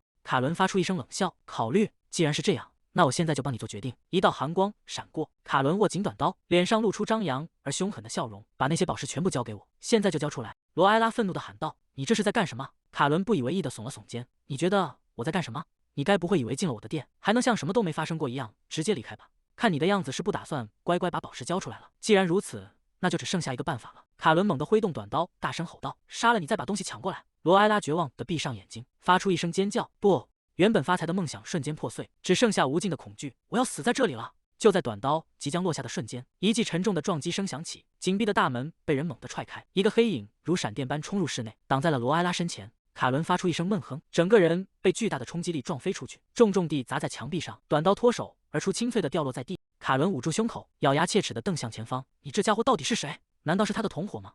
罗埃拉惊魂未定地抬起头，斗篷下的男子微微侧过头，语气平静地回应道：“并不是同伙，只是看到有人对女性动刀，实在无法做事，不管。”罗埃拉愣愣地看着他的背影，心中充满了疑惑：他是来救我的吗？在这种偏僻危险的地方，如果只是偶然路过的人，绝对不会有这种身手。这家伙恐怕也不是什么普通人，难道是故事里我不记得的人物吗？这个男人到底是……希尔登神色冷峻，他稳稳地护住身后的罗埃拉，右手按在腰间的剑柄上：“乖乖投降吧。”卡尔被粗重的绳索紧紧捆绑。可恶！卡尔抬起头怒吼道：“你们这群家伙，我绝不会放过你们的！竟敢这样对待巴士底的首领，你们以为自己能全身而退吗？”希尔登语气平淡地回应道：“请便，如果你真的能做到的话。”罗埃拉站在不远处看着这一幕，多亏了他我才勉强脱离了危险，但是无缘无故和陌生人扯上关系，准没好事。趁着现在的混乱，赶紧溜走吧。如果以后有机会再见，到时候再向你道谢。罗埃拉压低兜帽，悄无声息地向后退去，准备离开这片是非之地。突然，一个半透明的方框凭空出现在他眼前。罗埃拉猛地停住脚步，瞪大了双眼。不，为什么任务窗口会在这时候跳出来？罗埃拉盯着眼前的系统面板，上面赫然显示着隐藏任务成功的字样。由于遇到了男主角希尔登，作为奖励他获得了一件圣物。面板询问他是否要领取。不会吧，这个人难道就是原著中的男主角希尔登吗？罗埃拉惊慌失措地挥动双手，试图推开眼前的系统面板。不行，绝对不行！如果和他扯上关系，麻烦只会变得更多。为什么男主角会出现在这里？快消失，快走开！为什么偏偏是圣物？我根本不需要这种宏大的东西，我只是来这里卖珠宝的。快回到你该去的地方！等等，难道说男主角在这个时机突然出现，并且把圣物作为奖励送给我？这一切都是命中注定的吗？这一切或许都有关联。他看着希尔登挺拔的背影，如果这份奖励对未来的计划至关重要，他纠结地抓紧了斗篷的边缘。哎呀，不管了，先完成任务再说。随着他的确认，系统面板发出一阵清脆的提示音：隐藏任务已完成，奖励领取成功。希尔登似乎察觉到了身后的动静，他微微侧过头，目光深邃地扫向罗埃拉所在的方向。夕阳的余晖洒在小镇的屋顶上，罗埃拉终于松了一口气。他对着希尔登真诚地说道：“谢谢你救了我，我本来是因为那家小店有人被欺负才被卷进来的，多亏了你我才保住了性命。”希尔登语气温和地问道：“你一定吓坏了吧？需要我送你回家吗？”罗埃拉猛地一惊，整个人僵在原地。哎，珠宝还没卖出去，要是再和男主角待在一起，谁知道还会遇到什么变数？还是赶紧离开这里吧。罗埃拉尴尬地笑着，连连摆手拒绝道：“啊，不用了，我自己可以回去的。再次感谢你的帮助。”希尔登微微点头回应道：“是吗？那么请安全回家吧。”罗埃拉长舒了一口气，正准备转身离开，目光却突然停留在希尔登的肩膀上。那是希尔登肩膀上的灰尘吗？难道是刚才救我的时候弄上去的？罗埃拉犹豫了一下，指着他的肩膀轻声提醒道：“那个要不要拍掉你左肩上的灰尘？”希尔登低下头看向自己的肩膀，问道：“灰尘？可是那里什么都没有啊！”罗埃拉愣住了，明明就在那里，为什么他看不见？他下意识地走上前，伸出手说道：“等一下，我来帮你拍掉。”他的指尖轻轻触碰到那块深色的污渍，发出细微的声响。虽然拍掉了，但感觉很奇怪，与其说是灰尘，倒不如说是在崩坏碎裂。就在这时，耳边传来一声清脆的提示音，眼前再次浮现出系统面板：错误清除完成。由于任务达成，奖励将自动发放。获得奖励技能：洞察错误的眼睛。提示达成条件已满足，技能正在激活。罗埃拉僵在原地，难以置信地看着眼前的提示。什么？洞察错误的眼睛？罗埃拉看着指尖残留的碎屑，刚才拍掉的那个东西，竟然是系统漏洞吗？先是状态窗口，现在又是系统漏洞，这简直就像是在玩某种游戏。耳边突然响起接连不断的清脆提示音，叮叮叮，到底是怎么回事？为什么会有这么多说明跳出来？这种时候谁有空去读这些东西啊？至少给我简明扼要的总结一下吧。希尔登试探着问道。那个小姐，罗埃拉完全沉浸在自己的混乱中。我不知道，现在根本不是看这个的时候，快点消失吧！这该死的状态窗口！他猛地攥紧拳头，对着虚空怒喝道：“哦，你这个小可爱！”希尔登愣在原地，脸上露出了困惑的神情。抱歉，你是在跟我说话吗？罗埃拉猛地回过神来。罗埃拉在内心疯狂呐喊：该死！偏偏在这种时候启动自动脏话过滤系统，怎么能把那种话改写成这样？他绝对会误会的。他惊慌失措地向后退了一大步。我失言了，我想我一定是太累了。希尔登看着他慌乱的样子，既然如此，正如我刚才所想，我还是护送你。罗埃拉尴尬的大笑着打断了他，今天真是太感谢你了。虽然我不知道你是谁，但也请你平安回家。他一边说着，一边飞快的转身逃跑。那我先走了。希尔登伸出手想要挽留，等等，竟然会听到小可爱这个词。只要工作的时间足够长，果然什么事情都能见到。我待在殿下身边已经8年了，还是第一次遇到这种事，确实让我有些吃惊。赫斯汀微微欠身致歉道：“万分抱歉，殿下。不过我真没想到她会出现在那里。圣女为什么要隐瞒身份来到这种地方？”希尔登停下脚步，看着罗埃拉消失的方向。难道他是接到了什么神谕才过来的？刚才他还悄悄拿走了圣物。赫斯汀瞪大眼睛惊呼道：“什么？那是真的吗？难怪我刚才怎么找都找不到那件圣物，原来是被他拿走了。”赫斯汀神色变得严肃起来。就这样让他离开，真的没问题吗？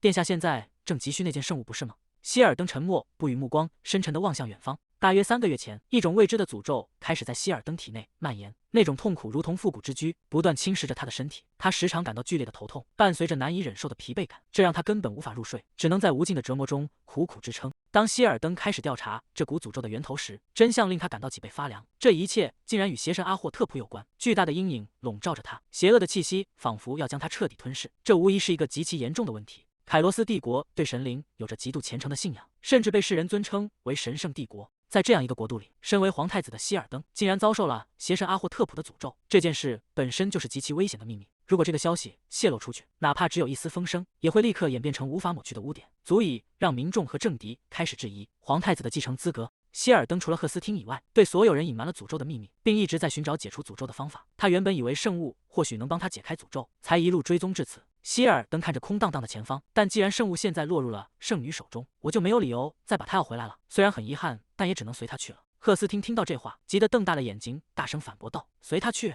你正因为诅咒遭受着巨大的痛苦，怎么能说随她去呢？要不我趁圣女不注意，悄悄把圣物偷回来。”希尔登立刻制止道：“别乱来，如果被抓到，事情会变得更麻烦。这种程度的痛苦我还能忍受。”话音未落，希尔登突然猛地停住脚步，他愣在原地，神情显得有些错愕。赫斯汀见状，神色紧张地凑上前问道：“怎么了？是疼痛加剧了吗？”希尔登感受着体内的变化，缓缓摇了摇头，回应道：“不，恰恰相反。”希尔登神色复杂地说道：“痛苦减轻了很多。”赫斯汀惊讶地瞪大眼睛问道：“什么？真的吗？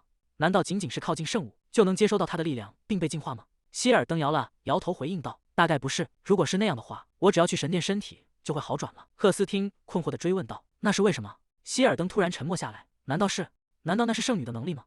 希尔登看向赫斯汀问道：“赫斯汀，那位小姐曾经履行过圣女的职责吗？”赫斯汀推了推眼镜，回答道：“没有。据我所知，她反而一直在推卸圣女的所有责任。”希尔登斩钉截铁地说道：“不对。”赫斯汀愣住了。“什么？”希尔登转过身，目光变得锐利而深沉。“再去重新调查，仔细地查清楚。”罗埃拉小姐，不，关于圣女罗埃拉。此时的罗埃拉正一路小跑，裙摆在夕阳下的街道上急促地晃动。她终于赶回了马车旁，猛地掀开帘子钻了进去。“姐，我回来了。”守候多时的侍女简立刻迎了上来，语气中带着一丝埋怨与担忧：“小姐，您怎么去了这么久？我都要担心死了。”罗埃拉一边喘着粗气，一边道歉：“抱歉，我们现在赶紧回家吧。”马车在夜色中疾驰回到了公爵府邸。简看着罗埃拉怀里紧紧抱着的小布包，疑惑地问道：“但是珠宝还在您手里吗？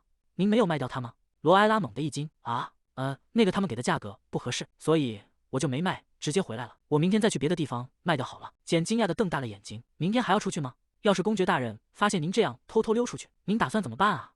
罗埃拉却显得信心满满：“没事的，既然今天都能成功溜出来，明天肯定也不会被发现的。”罗埃拉僵硬地转过头，公爵语气冰冷地说道：“我非常确定，今天的日程表上并没有安排外出。你觉得你现在要去哪里？”罗埃拉在心中哀嚎：“完蛋了，这下真的麻烦了，竟然在刚刚吹完牛的瞬间就被抓了个正着。”公爵审视着眼前的少女问道：“你是打算出去处理掉你的珠宝吗？”罗埃拉双手交叠在身前，有些局促地回应道：“是的，为了我之前提到的那笔捐款。”公爵双手环抱在胸前，语气冷淡地继续追问：“有必要亲自去吗？你大可以派仆人过去。”罗埃拉低声解释道：“我想亲手去做这件事，作为弥补过去错误的第一步。”公爵眯起眼睛，目光锐利地盯着他：“那真的是唯一的理由吗？你大老远跑去巴斯蒂昂，难道只是为了这个？”罗埃拉猛地一惊，难以置信地看向他：“您怎么会？他是怎么知道那里的？我明明没有被发现才对。”公爵拿出一封信函，说道：“皇宫送来了一封信，皇太子殿下昨天亲自突袭了巴斯蒂昂，他在信中提到在那里见到了你。在巴斯蒂昂阴暗的巷弄中，皇太子正带着部下清剿残余的势力。信中详细记录了当时的情况。罗埃拉独自一人出现在那里，没有任何随从，甚至在陷入危险时被皇太子救下。罗埃拉当时像是要隐藏什么秘密一样，匆忙离开，但他的手里却紧紧握着一件神圣的遗物，看来他是感应到了圣物的能量，才不顾危险前往那里的。罗埃拉猛地倒吸一口凉气，心中充满了惊愕。我明明故意没有介绍身份就逃跑了，他到底是怎么认出我的？公爵放下信函，看向他，我理解并赞赏你想要保护圣物的愿望，毕竟这是你作为圣女的职责。罗埃拉还没来得及松口气，公爵却突然拔高了音量，但是他猛地从沙发上站起身，动作剧烈的让罗埃拉吓了一跳。公爵愤怒地指着他吼道：“你竟然敢一个人去那种危险的地方！万一出了什么事，你打算怎么办？下次再有这种事，要么带上护卫，要么直接来找我。听明白了吗？”罗埃拉愣愣地看着他，小声回应道：“是的。”他有些恍惚地心想：“哎，他这是在担心我吗？”公爵平复了一下呼吸，说道：“如果你还需要处理剩下的珠宝，我会替你办妥的。”罗埃拉惊讶地问道：“什么？”公爵斜睨了他一眼：“怎么，你有意见吗？”罗埃拉连忙摆手说道：“不，谢谢您，父亲。”他看着公爵的背影，心中泛起一阵涟漪。这是怎么回事？我以为他是在责备我，结果全都是为了我着想吗？罗埃拉思索着，既然如此，也许他也会愿意在圣物的事情上帮我。我现在就试着问问看吧。罗埃拉鼓起勇气开口道：“那个，父亲说到这个，我们该拿那件圣物怎么办呢？”公爵重新坐回沙发上，语气恢复了往常的冷静。“既然你是圣女，那件东西理所当然应该由你保管。”罗埃拉惊讶地指着自己问道：“我吗？”公爵反问道：“难道有什么理由是不可以的吗？”罗埃拉有些底气不足地低下头：“我的神圣力量很微弱，而且关于我的传闻也不太好。如果由我来保管，人们恐怕不会感到安心。所以，我想是不是把它留在神殿会更好一些？”公爵靠在沙发背上，语气不容置疑地说道：“我再说一遍，你就是圣女，任何怀疑你的人都是在侮辱神灵，同时也是在对帝国和皇室犯下叛逆之罪。”他顿了顿，继续说道：“况且神殿似乎因为这次的事件对你刮目相看，今天一大早就送来了信函，他们肯定已经听说了巴斯蒂昂发生的事。”这时管家走近，恭敬地递上一封精致的信件。公爵接过信件说道：“大祭司希望能见你一面。”罗埃拉接过那封带有金色火漆印的信函：“大祭司想见我，为什么？”他看着手中的信件，陷入了沉思。在他的记忆中，罗埃拉与神殿的关系并不融洽，甚至可以说是有些尴尬。公爵看着他说道：“自从你被正式宣布为圣女之后，你就再也没有去过神殿了。如果你觉得不舒服，可以不去，那么你的决定呢？”罗埃拉紧紧握住手中的信函，指尖微微用力。看来我给公爵留下了不错的印象，但大祭司和其他祭司们恐怕没那么容易改变想法。既然如此，我应该利用这个机会。罗埃拉抬起头，眼神坚定地看向公爵，说道：“我会去神殿的，我必须让他们看到我已经改变了，要彻底巩固我的名声，顺便再把许愿井的事情也一并推行下去。”宏伟的神殿建筑群在阳光下显得肃穆而庄严，白色的石柱与圆顶交相辉映，彰显着神圣不可侵犯的地位。好久不见了，圣女。一名年长的祭司带着随从迎面走来，他面带和蔼的微笑，问道：“进来可好？感谢你愿意接受我这个老头子的邀请。”罗埃拉优雅地行了一个礼，回应道：“千万别这么说，阁下能邀请我，我才是那个应该道谢的人。您这段时间身体还好吗？这实际上是我们第一次正式见面，我必须表现的尽可能礼貌周全。”老祭司爽朗地笑了起来：“我好的不能再好了。事实上，最近每一天我都过得非常开心。”他侧过身做出请的手势，说道：“啊，我们不该一直站在这里说话，请到这边坐下吧。”罗埃拉微微点头：“谢谢您。这就是我昨天找回的那件圣物。”大祭司看着盒子里的物件，发出了由衷的赞叹：“哦，我能感受到其中蕴含的能量，这确实是一件圣物。我们已经从皇宫那里听说了你的英雄事迹，即便在生命受到暴徒威胁的危险境地，你依然坚定不移地保护着他。”罗埃拉有些尴尬地笑了笑，摆着手回应道：“哈哈，其实并没有传闻中那么夸张了。英雄事迹，皇太子到底跟他们说了些什么呀？”大祭司收敛了笑容，神情变得专注起来：“我可以近距离仔细观察一下这件圣物吗？”罗埃拉点头示意道：“当然，请便。”大祭司小心翼翼地将圣物捧在手心。“等一下，这东西，这不是女神路杰拉的圣物，而是邪神阿霍特普的。”罗埃拉脸色瞬间变得惨白。“什么？这不是漏杰拉的，而是邪神阿霍特普的圣物？”女神路杰拉的圣物通常会散发出神圣的能量，能够净化周围的一切。然而与之相反，阿霍特普的圣物散发的是不祥的气息，会给人类带来灾祸。正因如此，一旦发现阿霍特普的圣物，惯例是必须立即将其摧毁。我竟然带回了这么危险的东西吗？这下糟了，别说留下好印象，这简直是弄巧成拙。他慌乱地摆着手解释道：“不是那样的，我绝对没有带着恶意把他带到这里。”大祭司低着头，身体剧烈地颤抖着。“真是！”大祭司猛地抬起头，脸上竟然洋溢着无比灿烂且崇拜的笑容。“您真是太了不起了，圣女殿下！”罗埃拉整个人愣在原地，疑惑地问道：“什么？”大祭司激动得满脸通红：“我听说您是接到了神谕才出发的，所以原本坚信那一定是女神路杰拉的圣物，万万没想到您竟然是为了消除隐患，亲自去回收邪神阿霍特普的遗物。不仅如此，您竟然已经把它净化了。”罗埃拉一脸茫然地反问道：“净化？我吗？”大祭司理所当然地回应道：“那是自然，除了您这位伟大的圣女，还有谁能做到这种事呢？您真的太让老夫佩服了。”罗埃拉歪着头，完全想不起自己什么时候做过这种事，“我根本没有印象啊。”突然一道灵光闪过，啊！他回想起昨晚的情景，当时为了让这件圣物在移交时看起来更体面一些，他曾亲手将它包裹起来。就在那一刻，他感觉到手心传来一阵暖意，像是握着一个暖手宝。罗埃拉心中暗自惊诧，难道说昨晚那股突然爆发的热量，就是在那时候进化的吗？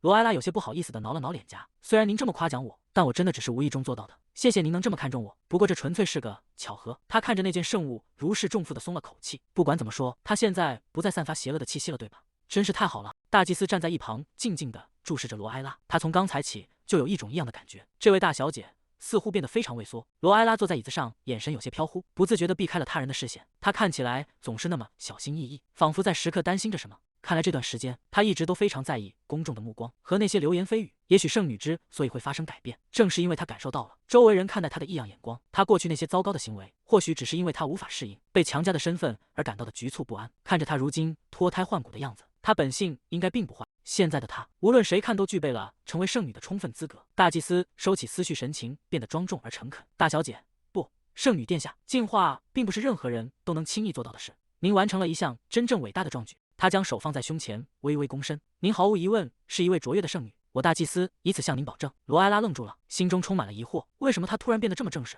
他原本只是想提前铺垫一下，好让以后身份败露时能有个说辞，比如大声宣告那根本不是我做的，这样以后被揭穿是假圣女时，就能理直气壮地吹嘘说，看吧，我早就告诉过你们，那不是我了。罗埃拉有些心虚地低下头说道，谢谢您的夸奖，但我受之有愧。果然，仅仅是口头上的安慰，并不能起到多大作用。有没有什么办法能向世人展示圣女的威严？如果能做到这一点，或许也能改变他对自己的看法。大祭司像是突然想到了什么，猛地拍了一下手，说道：“对了，大小姐，您之前不是说要建造一座许愿井吗？”罗埃拉被他的反应吓得缩了缩脖子，结结巴巴地回应道：“啊，是的。既然如此，我们不如为那座喷泉举行一场盛大的竣工仪式，如何？在那一天，我们要向所有人展示一个全新的圣女。”罗埃拉听得目瞪口呆，哎，如果大家知道那是我建的，难道不会避而远之吗？我还是躲在后面偷偷看就好了。维克多推了推眼镜，嘴角露出一抹罕见的笑意，说道：“这听起来是个绝佳的主意，阁下。”大祭司得意地笑了起来，呵呵，不是吗？罗埃拉完全跟不上这两人的节奏。那个，请问？大祭司猛地凑近罗埃拉，圣女殿下，您只需要专心完成喷泉的建造工作就好，至于竣工仪式的事情，就交给我们来操办吧。我们会确保仪式执行的天衣无缝，专门为您而办。圣女殿下，罗埃拉被这突如其来的热情吓得身体后缩，有些不知所措地回应道：“不，他原本确实打算谈谈许愿井的事，但完全没料到对方会主动先提出来，而且还是以这种方式。”罗埃拉平复了一下心情，试探着问道：“那就交给各位处理了，事情进展的还算顺利吧？”谈话结束后，罗埃拉独自走在神殿高耸的石柱长廊间，原本还在担心喷泉建成后该如何宣传。既然神殿方面愿意主持竣工仪式，那我就不用再为这件事发愁了。在那天展示出我的改变，应该也能帮我积累不少好名声。既然如此，我得提前计划一下那天穿什么衣服才行，选什么样的好呢？正当他沉浸在思绪中时，前方转角处出现了一个身影，华丽的裙摆在地面拖曳，一个傲慢的声音传了过来：“哎呀，看看这是谁！”罗埃拉停下动作，有些惊讶地看向前方。那人继续说道：“真没想到会在神殿遇见你。”罗埃拉愣了一下，哎，海伦娜。海伦娜停下脚步，脸上带着虚伪而傲慢的笑容，问道：“是什么风把你吹到这儿来了，姐姐？你以前明明最讨厌来神殿了。”他用手掩住嘴唇，故作惊讶地继续说道：“哎呀，难道是因为你又在折磨那些祭司，所以被叫来训诫了吗？”罗埃拉站在原地，冷冷地看着海伦娜表演，一个和神殿完全没有任何瓜葛的人，今天又为什么会出现在这里？等等，仔细一看，站在海伦娜身边的那个男人，那个骗了我的钱，现在正被通缉的混蛋人渣奥尔根·希伯特。那个人不就是奥尔根·希伯特的亲哥哥欧文吗？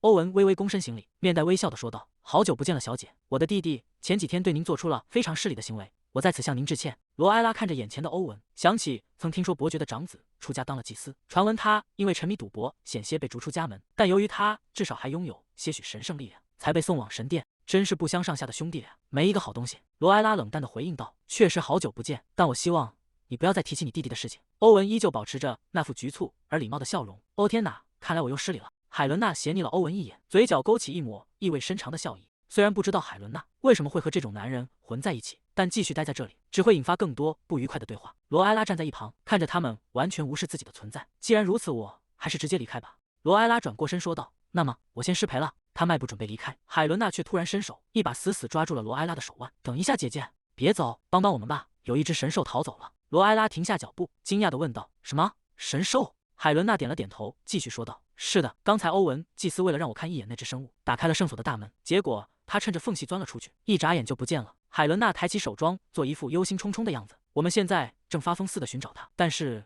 这座神殿实在太大了，光靠我们两个根本找不过来。海伦娜看向罗埃拉，语气中带着一丝恳求：“姐姐，你可是圣女啊，难道你就不能动用你的力量帮帮我们吗？”罗埃拉听着海伦娜的解释，心中燃起一阵怒火。神兽可是由神殿直接管理的圣物，他们竟然如此疏忽大意，不仅管理不善，现在竟然还想让我来收拾残局吗？你要我帮你找他？这些家伙真是厚颜无耻！明明是他们闯下的祸，竟然理直气壮地要求受害者帮忙。欧文在一旁露出虚伪的笑容，他看向海伦娜说道：“小姐，我理解您的心情，但对殿下提出这种要求，是不是太为难他了？”海伦娜故作不解地问道：“你这是什么意思？”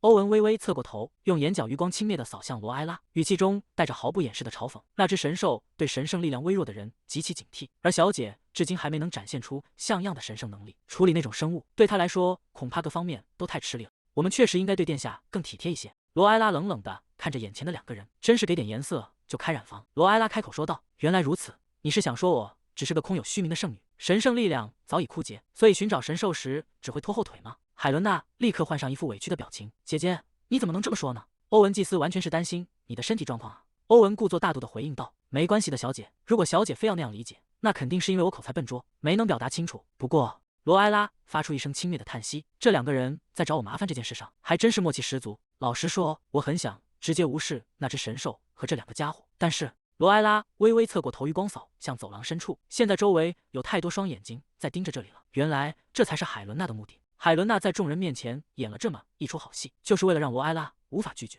如果在这里拒绝海伦娜的请求，或者答应下来却没能找到那只神兽，自己必然会再次陷入那些恶毒的流言蜚语中。罗埃拉无奈地扶住额头，深深叹了一口气，真是个麻烦，看来我别无选择了。罗埃拉抬起头，语气平静地说道：“好吧，我会帮忙的。”原本正准备继续冷嘲热讽的欧文和海伦娜猛地愣住。什么？尽管你们的性格实在令人遗憾，但我还是决定大发慈悲地帮你们这个忙。罗埃拉挺直脊背，声音清晰地重复道：“我说我会亲自协助寻找那只神兽。”罗埃拉独自走在神殿的花园里，虽然刚才夸下海口说要帮忙寻找，但现在冷静下来，他却感到一阵迷茫。罗埃拉自言自语道：“到底该从哪里开始找起呢？我只知道那只神兽是一只猫的形态。”他想起以前在课堂上听到的内容，神兽通常化身为猫科动物，由神殿直接管理。既然猫喜欢爬树，他已经把附近所有高处都检查了一遍，却依然一无所获。这下糟了，也许我不该答应那个赌约，当时真是被气昏了头，竟然就这么顺着他的话答应了。当时气氛剑拔弩张，他与欧文定下了赌约，谁要是没能找到神兽，就必须承认自己的无能，并引咎辞职。欧文当时满脸阴险的挑衅道：“就算你是圣女，我也不会手下留情的。”罗埃拉也毫不示弱的回击：“我也不需要你让步，来就来吧。”海伦娜站在两人中间：“你们两个真的有必要做到这种程度吗？”罗埃拉猛地站起身，拍了拍裙摆上的灰尘：“不，现在还不能放弃。除了爬树猫，还喜欢什么？总不能指望这里会凭空出现一罐金枪鱼罐头。除了食物之外，还有什么能吸引他们？”罗埃拉的目光在花园中四处搜寻，突然停留在不远处的一片灌木丛上。那是……对了，以前好像见过那种植物，叫什么名字来着？等等，那不只是长得像而已，那就是它，是猫薄荷，那种能让猫科神兽彻底疯狂的东西。他看向灌木丛前立着的告示牌，上面清晰的写着警告：仅供神兽使用，严禁触摸。罗埃拉嘴角勾起一抹自信的弧度，太完美了，这场赌约我赢定了。在神殿花园的另一端，欧文正带着几名祭司在灌木丛中疯狂翻找。该死，又是死胡同！他转过头，对着不远处的下属大声吼道：“喂，那边也没有吗？”一名祭司被吓得缩了缩脖子，战战兢兢地回应道：“是的，大人，什么都没发现。”另一边的祭司也跟着喊道：“这里也没有。”欧文气得满脸通红，挥舞着手中的树枝，怒吼道：“那还不快去别的地方找！一定要在罗埃拉之前找到那头畜生！”祭司们被吓得魂飞魄散。遵命，大人。欧文独自站在原地，愤恨地咬着牙。那头可恶的畜生为什么要逃跑？把事情搞得这么麻烦，那个女人应该不可能先找到吧？如果我真的因为这种事被剥夺了祭司的身份，那一切就全完了。欧文，你竟然又把钱挥霍在赌博上了！我再也无法做事，不管了。照这样下去，你干脆进神殿当个祭司算了。记住我的话，这是你最后的机会。欧文站在神殿的阴影中，狠狠地咬着大拇指的指甲。他绝对不能让那个女人毁掉他们家族的两兄弟，绝不能让罗埃拉成为他的终结者。那个卑贱的小姐，这次我一定要让她好看，让她彻底跌入谷底。与此同时，在花园的一角，一个装满新鲜猫薄荷的纸箱被静静地放在石阶上，翠绿的叶片在阳光下散发着诱人的气息。草丛中传来了细微的沙沙声，一个毛茸茸的小脑袋悄悄探了出来。那只神兽翘着尾巴，轻快地一跃而起，精准地落入了铺满猫薄荷的箱子里。它在翠绿的叶片中翻滚着，发出满足的呼噜声。罗埃拉猛地伸出手，一把将这只毫无防备的小家伙举了起来。抓到你了！神兽被突然举到空中，发出一声软绵绵的叫声。喵！果然不出我所料，猫这种生物真的无法抗拒猫薄荷和纸箱的诱惑。他将神兽温柔地抱进怀里。你就是那个从圣所逃出来的小家伙吧？跟我走吧，你这个调皮的小麻烦精。他在我怀里竟然这么温顺，难道海伦娜刚才是在虚张声势吗？说什么这只神兽讨厌神圣力量微弱的人，现在看来那番话简直漏洞百出。如果你能乖乖待着，我会很感激的。他转过身望向神殿的方向。好了，出发吧，是时候让欧文那个家伙脱下他的祭司袍了。与此同时，欧文正狼狈地穿梭在茂密的灌木丛中，树叶在他身上摩擦出沙沙的声响。远处突然传来一声呼喊：“欧文祭司，我们找到了！”欧文猛地回过头，脸上瞬间绽放出狂喜的神色。真的吗？他顾不得整理凌乱的衣角，急匆匆地朝着声音来源跑去。在哪里？神兽在哪里？那个，关于这件事，圣女找到神兽了。罗埃拉怀抱着那只毛茸茸的小家伙，缓步走回众人面前。这就是你们在找的小家伙，对吧？真高兴能这么快就找到他。怀中的神兽发出了惬意的呼噜声，亲昵地缩在罗埃拉的臂弯里。欧文死死盯着那只生物。什么？真的是神兽？这怎么可能？到底是怎么做到的？罗埃拉神色淡然地回应道：“我只是站在花园里，他就自己朝我走过来了。我想大概是因为他认出了圣女的身份吧。”欧文气得浑身发抖，这简直荒谬！祭司们搜遍了整个神殿，都没发现他的踪迹，怎么可能偏偏主动去找你？罗埃拉向前迈了一步。是吗？那看来事实正如你之前所说的那样。罗埃拉将神兽举到欧文面前。你不是说神兽会警惕那些神圣力量微弱的人吗？既然他主动亲近我，却让你们空手而归，答案很简单，你只是没被选中而已。原本在罗埃拉怀里温顺无比的神兽，在靠近欧文的一瞬间，突然弓起脊背，发出一声愤怒的嘶吼。欧文根本来不及躲闪，只听见一声清脆的撕裂声，他的脸颊上瞬间多出了几道血痕。欧文痛苦地捂住脸，发出一声惨叫：“啊！哎呀！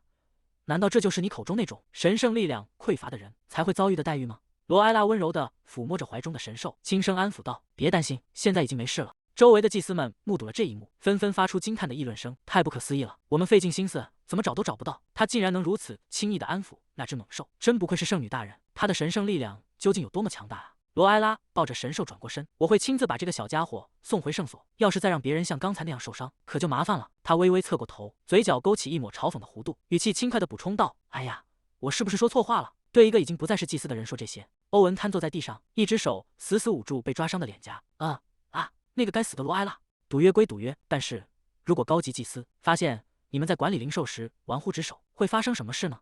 你们在走廊里撞见我，一定是走大运了。罗埃拉侧过头看向不远处的红发女人，对吧？海伦娜。海伦娜猛地一惊，身体僵硬在原地，发出一声短促的惊呼。她迅速调整好神态，脸上堆起笑容，回应道：“当然了，谢谢你的帮忙，姐姐。”罗埃拉淡淡的回应道：“没什么。”罗埃拉看着海伦娜那腹强撑着的表情，她一定觉得很屈辱吧？因为事情没有按照她预想的方向发展，所以感到愤恨不已。那就看看当这种事发生在你身上时，你会是什么滋味？罗埃拉停下脚步，海伦娜，如果你需要我的力量，尽管开口。意识到自己的无能并寻求帮助，并不是什么丢脸的事情，明白了吗？海伦娜僵在原地，脸色苍白地盯着罗埃拉，一句话也说不出来。罗埃拉嘴角微微上扬，露出一抹意味深长的笑意。这下他应该能安静一阵子了。罗埃拉抱着猫转过身，我现在要回去了。如果你听懂了我的意思，最好保持安静，不要再耍什么花招。海伦娜站在阴影中，死死盯着罗埃拉离去的背影。罗埃拉独自走在洒满阳光的长廊上，真是奇怪。维克多之前明明说过，灵兽收容所就在这附近。他环顾四周，无论怎么找都找不到。罗埃拉低下头，看着怀里的猫问道：“小猫，你知道收容所在哪里吗？”猫咪发出一声清晰的叫声。罗埃拉自嘲地笑了笑：“你又怎么会知道呢？我到底在对一只猫说什么啊？真是糊涂了。”就在这时，怀里的猫突然挣脱了他的双臂，轻巧地跃到地面上。罗埃拉愣了一下，看着猫咪跑开的背影喊道：“等一下，你要去哪里？”猫咪头也不回地向前奔跑。罗埃拉急忙追了上去，发出一声惊呼：“喂，快回来！”罗埃拉提着裙摆在庭院中追赶，刚才还那么安静，现在到底要跑到哪里去？他看着前方飞奔的猫影喊道：“你真的知道去收容所的路吗？那就慢一点，跟我一起走。”猫咪完全没有停下的意思。你到底有没有在听我说话？你这只猫，你知不知道为了抓住你这只灵兽，我到底付出了多少代价？如果在这里把你弄丢了，我不就变得和欧文那个混蛋一样了吗？那种事绝对不允许发生。风声在耳边呼啸，他不知不觉跑进了一片寂静的区域，四周只有落叶划过地面的沙沙声。罗埃拉渐渐放慢脚步，停在空旷的石砖路上。他环顾四周，神色变得凝重起来。我只是盲目的跟着那只猫跑过来，但是这里是什么地方？罗埃拉停下脚步，环顾着四周破败的景象。神殿里竟然还有这种地方！罗埃拉抱紧双臂，心中升起一丝不安。如果不赶快找到那只猫并原路返回，我肯定会迷路的。那只猫到底跑到哪里去了？就在这时，不远处的石墙后传来一声清晰的猫叫，喵！罗埃拉猛地转过头，捕捉到了墙角一闪而过的影子。啊，是那条尾巴！抓到你了！你就待在那儿，别动，不许再乱跑了。猫咪轻巧地越过石阶，发出一声软绵绵的鸣叫。罗埃拉猛地停住脚步，那是谁？在猫咪停下的地方，一个穿着深色华丽制服的男人正倒在草地上。太子殿下！ 1小时前，大祭司办公室内，大祭司面带难色的看向希尔登，说道：“非常抱歉，但我目前确实无力解决这个问题。我不知道这究竟是哪种诅咒，但即便动用了我的神圣力量，也依然无法奏效。”希尔登低头看着大祭司附在自己手臂上的手，没想到连大祭司的神圣力量都不起作用吗？希尔登抬起头，声音低沉的问道：“你还能帮我吗？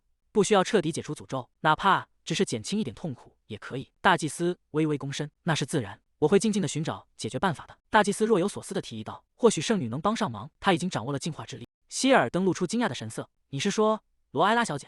大祭司微笑着点了点头：“是的，她今天一大早就过来了，还向我展示了一件从巴斯蒂安回收的神圣遗物。事实证明，那是属于雅霍特普的神圣遗物，而且她已经将其净化了。”希尔登难以置信的重复道：“你说净化了？”大祭司看着希尔登说道：“如果她拥有如此强大的神圣力量，或许能对中和殿下的诅咒产生巨大的作用。所以殿下，您为什么不试着向圣女寻求帮助呢？”原来那时候痛苦瞬间消失，并不是巧合。然而，我是否能给予他足够的信任，将关于我身上诅咒的真相全盘托出，这完全是另外一回事。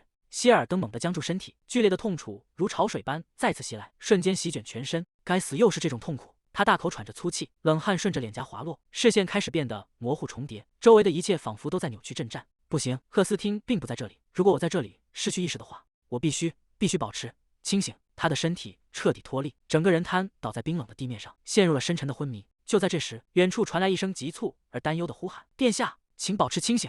他看着希尔登满脸的冷汗，心急如焚地问道：“你还好吗？到底是哪里受伤了？”希尔登在迷蒙中听到了呼唤，这个声音绝对是他。艰难地睁开沉重的眼皮，视线模糊地捕捉到了那个身影。圣女，希尔登虚弱地问道：“为什么你会在这里？这是梦吗？”罗埃拉气急败坏地回应道：“这不是梦，这话应该由我来问才对。殿下，您为什么会晕倒在这种地方？”希尔登痛苦地呻吟着：“罗埃拉惊呼道：“殿下，这样不行，我没法背着你走。”罗埃拉猛地站起身说道：“我去叫人过来。”就在他准备转身离开的一瞬间，一只冰冷而有力的手突然伸出，死死扣住了他的手腕。罗埃拉被这股力量拽得停下脚步。“殿下！”希尔登大口地喘着粗气，他能感觉到只要靠近罗埃拉，体内的剧痛就会减轻，呼吸也变得顺畅起来。如果这真的是圣女的能力，希尔登咬紧牙关：“请不要走，留在我身边，不要走，求你，请，只要触碰我就好，我求你了。”罗埃拉彻底僵住了，他瞪大双眼，难以置信地看着眼前的希尔登。这家伙到底在胡说八道些什么？他原本以为他受了重伤，可现在看来这简直像个彻头彻尾的疯子。明明看起来那么正常，结果竟然是个怪人嘛！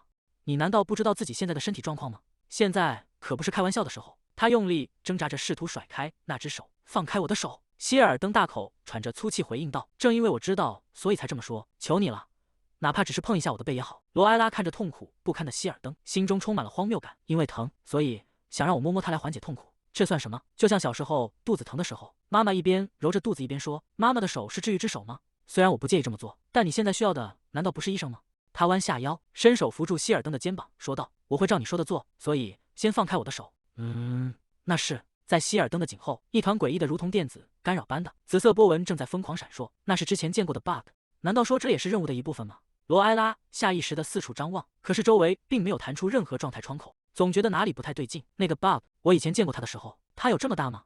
在原本的故事中，希尔登某天突然遭受了不明诅咒的折磨，他痛苦地抓着头，最终被那股诅咒彻底吞噬，失去了理智，陷入了疯狂的暴走之中。上次在他肩膀上也看到了 bug， 难道这和希尔登的诅咒有关？如果就这样放任 bug 不管，导致他最终陷入暴走，或许会演变成原著故事中那个悲惨的结局。无论如何，那都是在他彻底失控之后才会发生的事。我不能眼睁睁看着有人在面前受苦而无动于衷，必须快点把那东西弄掉。他走上前，伸手扶住希尔登的肩膀。“那么，请施礼一下，殿下。”他伸出手指尖，轻轻触碰希尔登的肩膀，那股诡异的黑色气息在接触的瞬间开始消散。太好了，正在消失。希尔登原本紧绷的身体逐渐放松，急促的呼吸也慢慢平稳下来。他关切地问道：“殿下，您现在感觉如何？好些了吗？”希尔登低着头发丝遮住了神情，他沉默了一会儿，才低声回应道：“是的，已经冷静下来了。谢谢你帮了我。”希尔登伸出手，稳稳地抓住了他的手腕，两人的距离瞬间拉近，他的脸离得太近了。他猛地向后跳开，拉开了两人之间的距离，慌乱地摆着手说道：“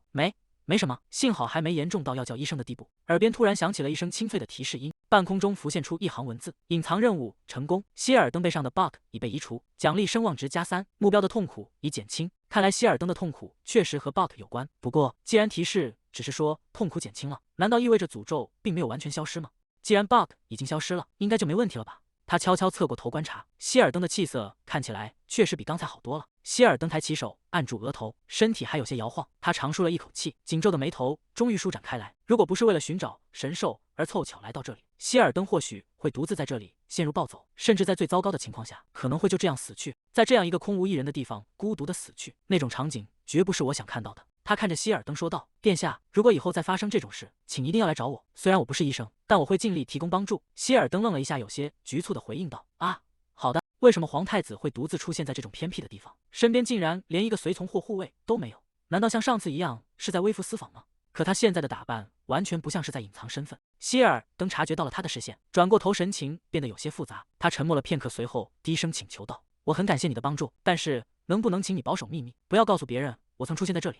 他惊讶地问道：“哎，为什么？”希尔登看向这座破败的建筑，解释道：“这是我小时候偶然发现的一座废弃神殿，因为平时没有人来，所以当我想要理清思绪的时候，偶尔会来这里坐坐。如果可以的话，我不希望让别人知道这个地方原来是秘密基地啊，感觉有点可爱。”他笑着回应道：“当然，我不会告诉任何人的。”希尔登松了一口气说道：“谢谢你，不过你为什么会在这里？”他猛地僵住，整个人如遭雷击般惊叫出声：“啊，对啊，神兽！我完全忘记了。”希尔登疑惑地重复道：“神兽！”他焦急地环顾四周，刚才明明还在这里的，跑哪儿去了？难道就在刚才那一会儿功夫，他跑到别的地方去了吗？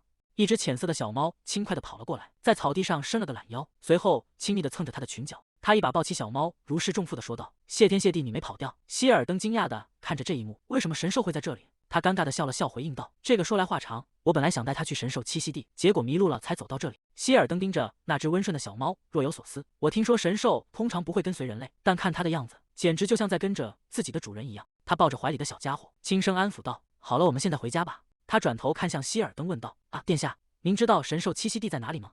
希尔登指了指方向，回答道：“我只听说是在神殿内部。”他点了点头，说道：“原来如此。看来这件事并不广为人知。”他思索着说道：“那我得去问问欧文了。刚才为了圣物和喷泉的事才和他谈过，没想到一天之内要见他2次。”希尔登疑惑地重复道：“喷泉？”他意识到时间不早了，开口告辞道：“我想我该走了，殿下，您一个人留在这里没问题吗？”“哎呀，感觉是我把您困在这里了。”希尔登摇了摇头，回应道：“没关系，我会没事的。我的副官就在神殿外等候，所以请不要担心，尽管先走吧。”他抱着神兽，有些迟疑地看着希尔登：“真的可以就这样留下他吗？不过看他的脸色确实比刚才好多了，应该没问题。”他微微躬身说道：“好的，那么失礼了。”他抱着神兽快步跑开，裙摆在风中掠过。希尔登站在原地望着他离去的背影，抬手紧紧抓住了胸口的衣襟。“好，希望能很快再见到你，圣女。”远处传来了急促的呼喊声：“小姐，小姐，您在哪儿？”庭院里的喷泉水声清脆，那只浅色的小猫坐在草地上，仰起头打了个长长的哈欠，发出一声软绵绵的鸣叫。侍女惊呼出声：“这是什么啊？太可爱了，简直要让人的心脏停止跳动了。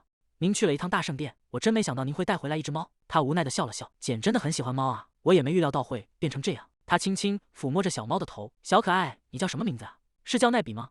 还是叫咪咪？”完全没想到最后会把神兽直接带回家里来。为了询问前往栖息地的路，他再次折返回去寻找欧文，向这位大祭司寻求指引。不愧是圣女大人，在我担任大祭司的这些年里，还是第一次见到神兽如此顺从地跟随人类。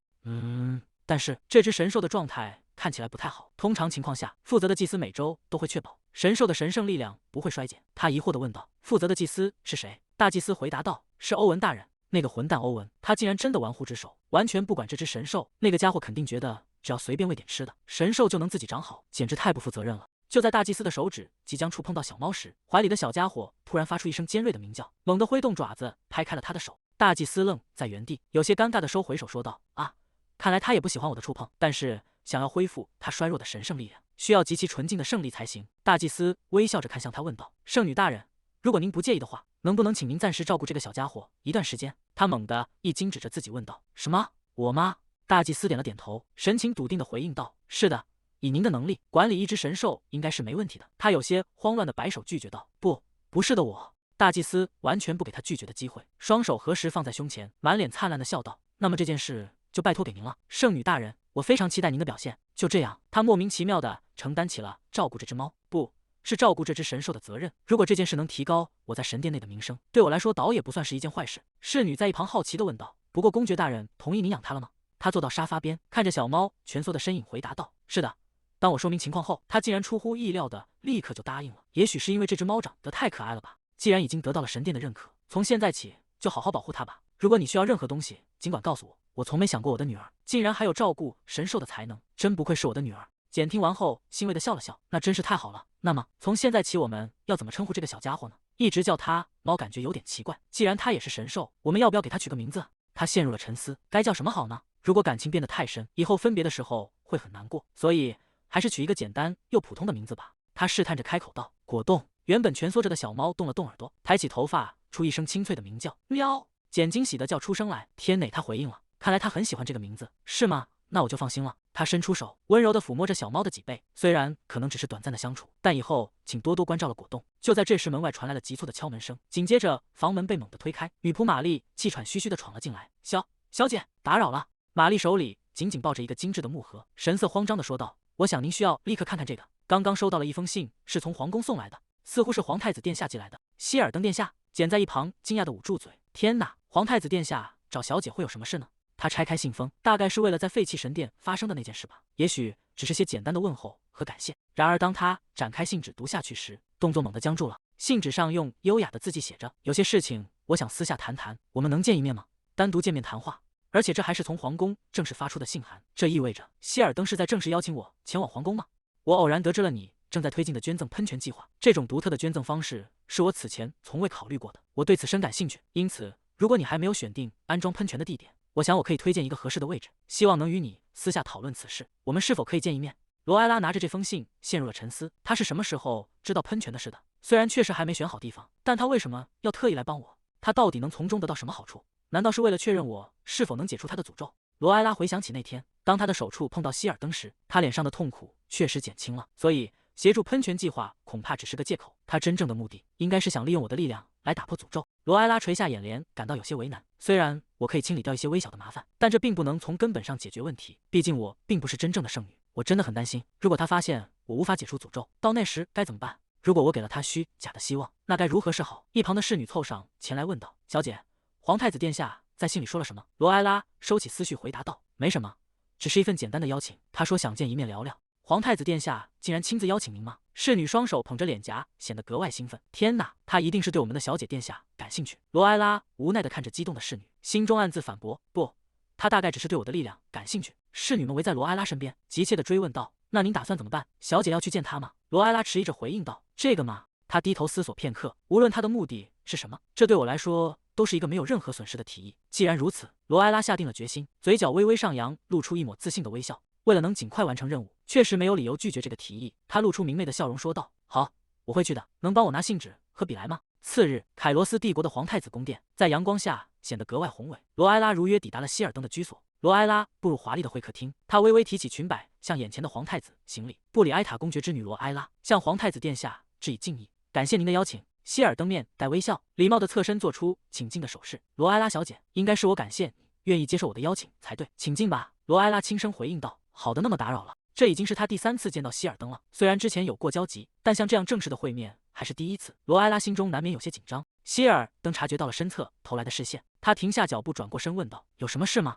难道我脸上沾了什么东西？”罗埃拉猛地回过神，意识到自己盯着对方看了太久，他有些慌乱地掩住嘴角，发出一阵干笑掩饰尴尬。不，我只是因为能和殿下私下见面，感到非常高兴而已。希尔登听到这话，身体微微一僵，他有些不自然地避开视线，抬起手抵住唇瓣，轻咳一声：“是吗？”罗埃拉看着他略显局促的反应，他这是怎么了？难道我刚才说的话很奇怪吗？为了打破这微妙的气氛，罗埃拉主动开口问道：“对了，殿下今天感觉如何？身体还好吗？”希尔登微笑着回应道：“托你的福，我很好。那天你真的帮了我大忙，罗埃拉小姐。那么您在信中提到的提议，是为了报答那天的恩情吗？”希尔登轻轻摊开手，语气平稳地回答道：“倒也不全是，我只是碰巧听说了你那高尚的计划，想尽我所能提供一点微薄的帮助。”真是陈词滥调的说法，他面上却不露声色，掩嘴轻笑起来。原来如此，虽然这并不是什么了不起的大事，但还是感谢殿下能如此看重。罗埃拉放下手，将话题转回正轨。那么您想推荐的那个地方在哪里呢？希尔登神色认真地介绍道：“是文森区，那是靠近巴斯蒂安小巷的一个商业区。”罗埃拉听到这个地名，惊讶地瞪大了眼睛。巴斯蒂安？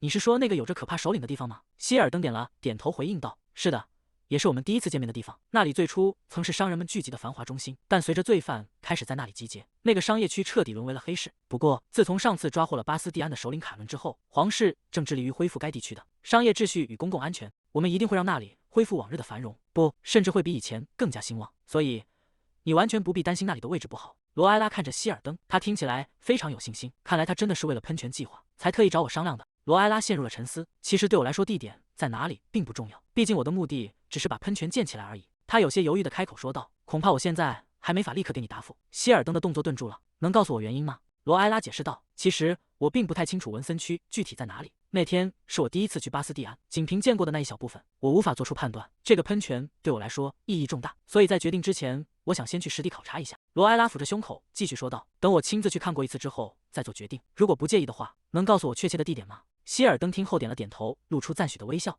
你说的对，在没有亲眼确认之前就做决定，确实太草率了。既然如此，具体的细节等看完现场后再讨论吧。我们重新约个时间，到时候我会亲自带你过去。”罗埃拉惊讶地瞪大了眼睛：“哎，殿下要亲自带路吗？我可以自己去的，没必要让殿下为了这种事浪费时间。”希尔登轻轻摇了摇头，神情坚定地将手抚在胸前：“既然是我先提出的建议，由我出面也是理所应当的。在任何交易中，信任都是最基本的基石，请务必让我为你带路。”罗埃拉愣愣地看着他：“让你带路吗？”他在心中快速盘算着，反正我也没什么损失，倒也不介意让他同行。而且如果我一个人在那附近乱晃，万一再遇到像卡伦那种家伙，那可就糟了。想到这里，罗埃拉打了个冷战，他立刻换上一副乖巧的表情，点头答应道：“那么到时就拜托殿下了。”希尔登露出欣慰的笑容，语气轻快地回应道：“交给我吧，罗埃拉小姐。既然没有拒绝的理由，能得到他的帮助倒也不错。”罗埃拉站起身，向希尔登告辞道：“那么殿下，我先告辞了，期待下次约定的见面。”希尔登跟着站了起来：“我送你到马车那里吧。”罗埃拉有些受宠若惊：“不用麻烦您送到那种程度。”就在这时，罗埃拉的目光扫过希尔登的肩膀：“啊，又是那个！”希尔登察觉到他异样的神情：“什么？”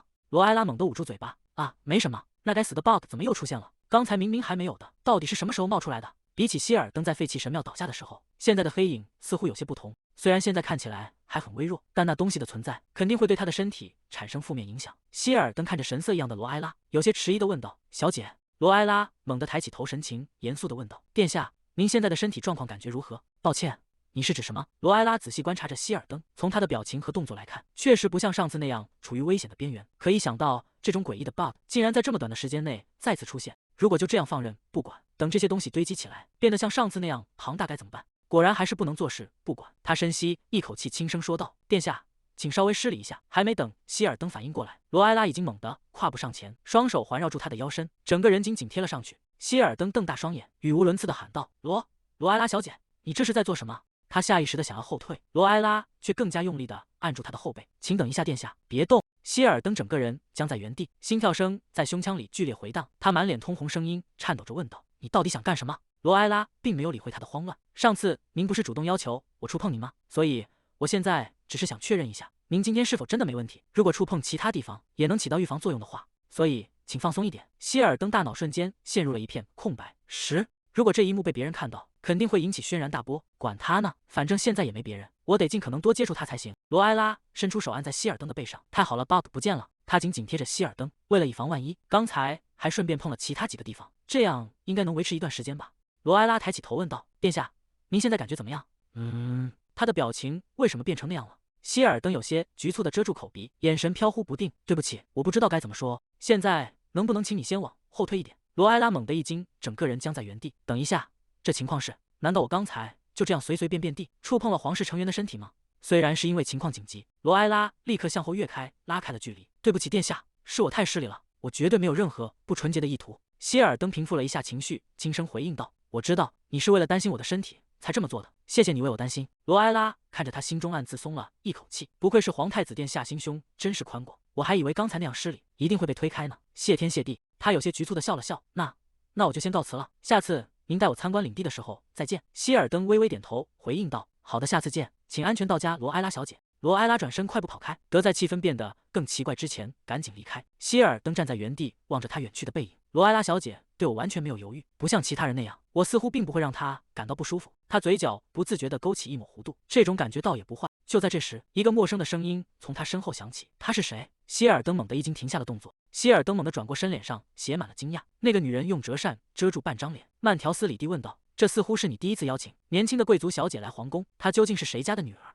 希尔登额角渗出一丝冷汗，有些局促地回应道：“我记得您说过今天有事要出门，您是什么时候回来的？”母亲。眼前的女人正是凯罗斯帝国的皇后尼基塔·凯罗斯。我的母亲尼基塔·凯罗斯皇后，她是一个与那些被刻板印象束缚的贵族完全不同的女人。她只关注那些让她感到有趣和愉快的事物。她年轻时就被称为自由灵魂，即便到了现在，那份性格也从未改变。希尔登一直羡慕着这个人，他与自己完全相反，而自己只是在皇太子的框架中勉强生存。尼基塔收起折扇，发出一声轻响。我的行程比预想中结束的早，更重要的是不要转移话题，回答你母亲的问题。那个女孩是谁？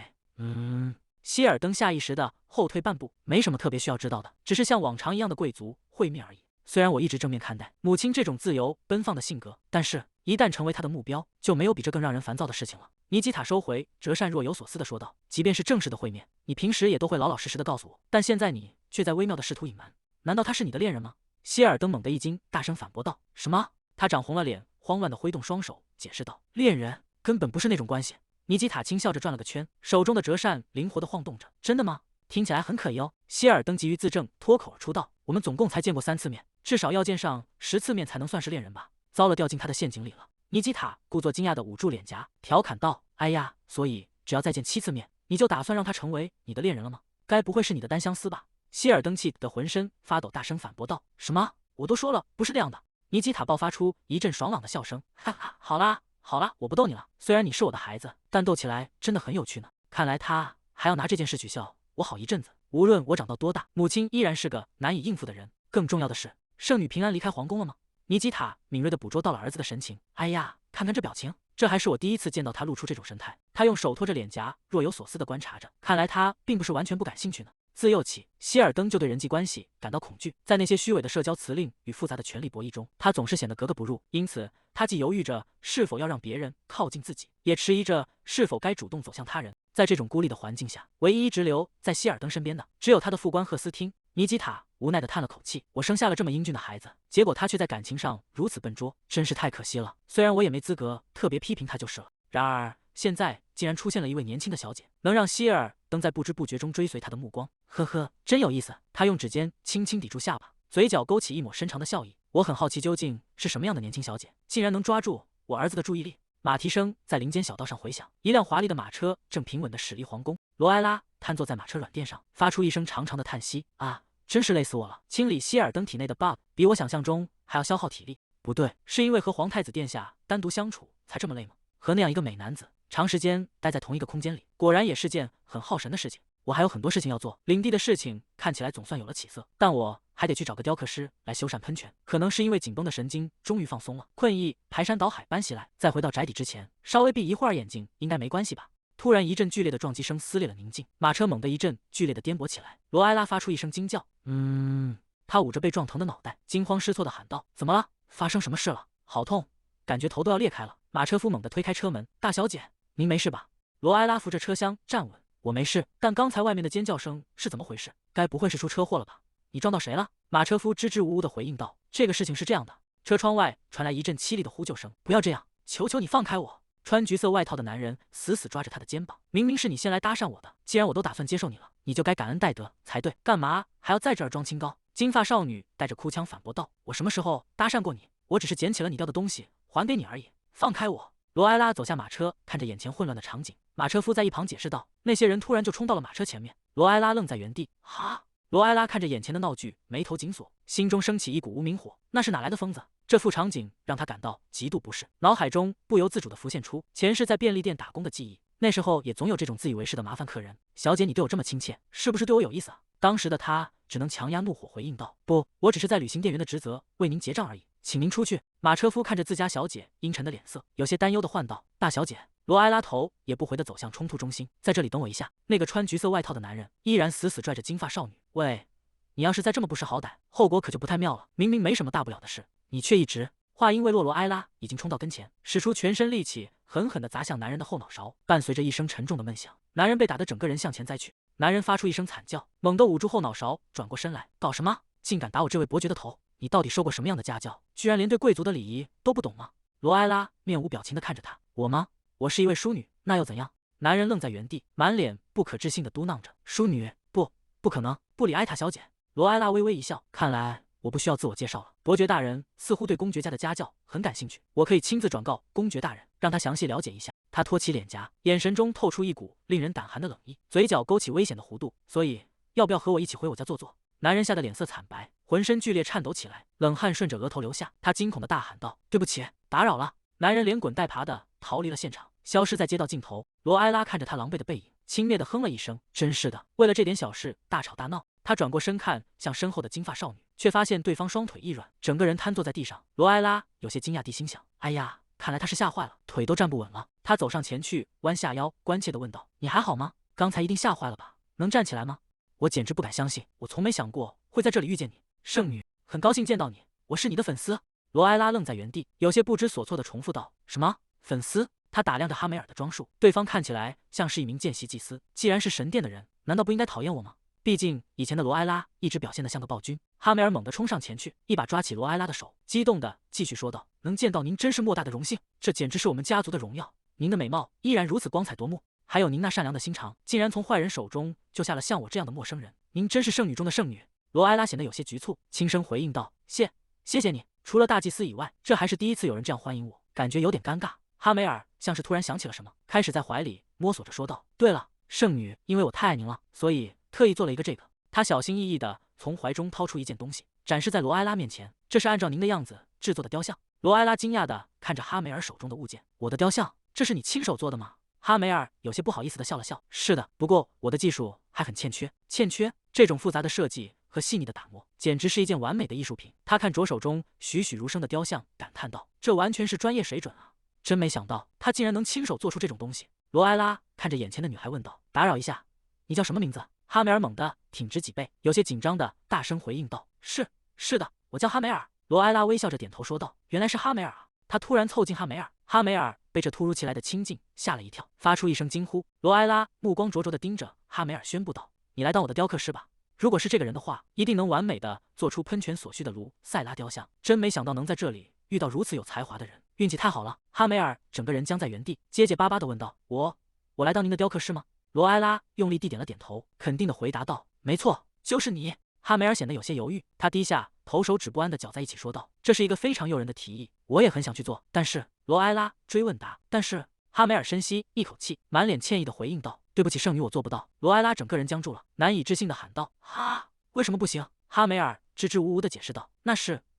这时一旁的马车夫神色慌张地走上前，打断了他们的对话。小姐，我想您最好尽快出发了。罗埃拉愣了一下，环顾四周，这才发现街道两旁的行人都停下了脚步，正对着他们指指点点。他站起身，有些尴尬地说道：我想在这里继续谈下去确实不太合适，刚才被那尊雕像的品质惊艳到了，竟然完全忘记了现在的处境。罗埃拉轻声唤道：哈梅尔。他向哈梅尔伸出手，微笑着提议道：如果你不介意的话，愿意去我的府邸继续聊聊吗？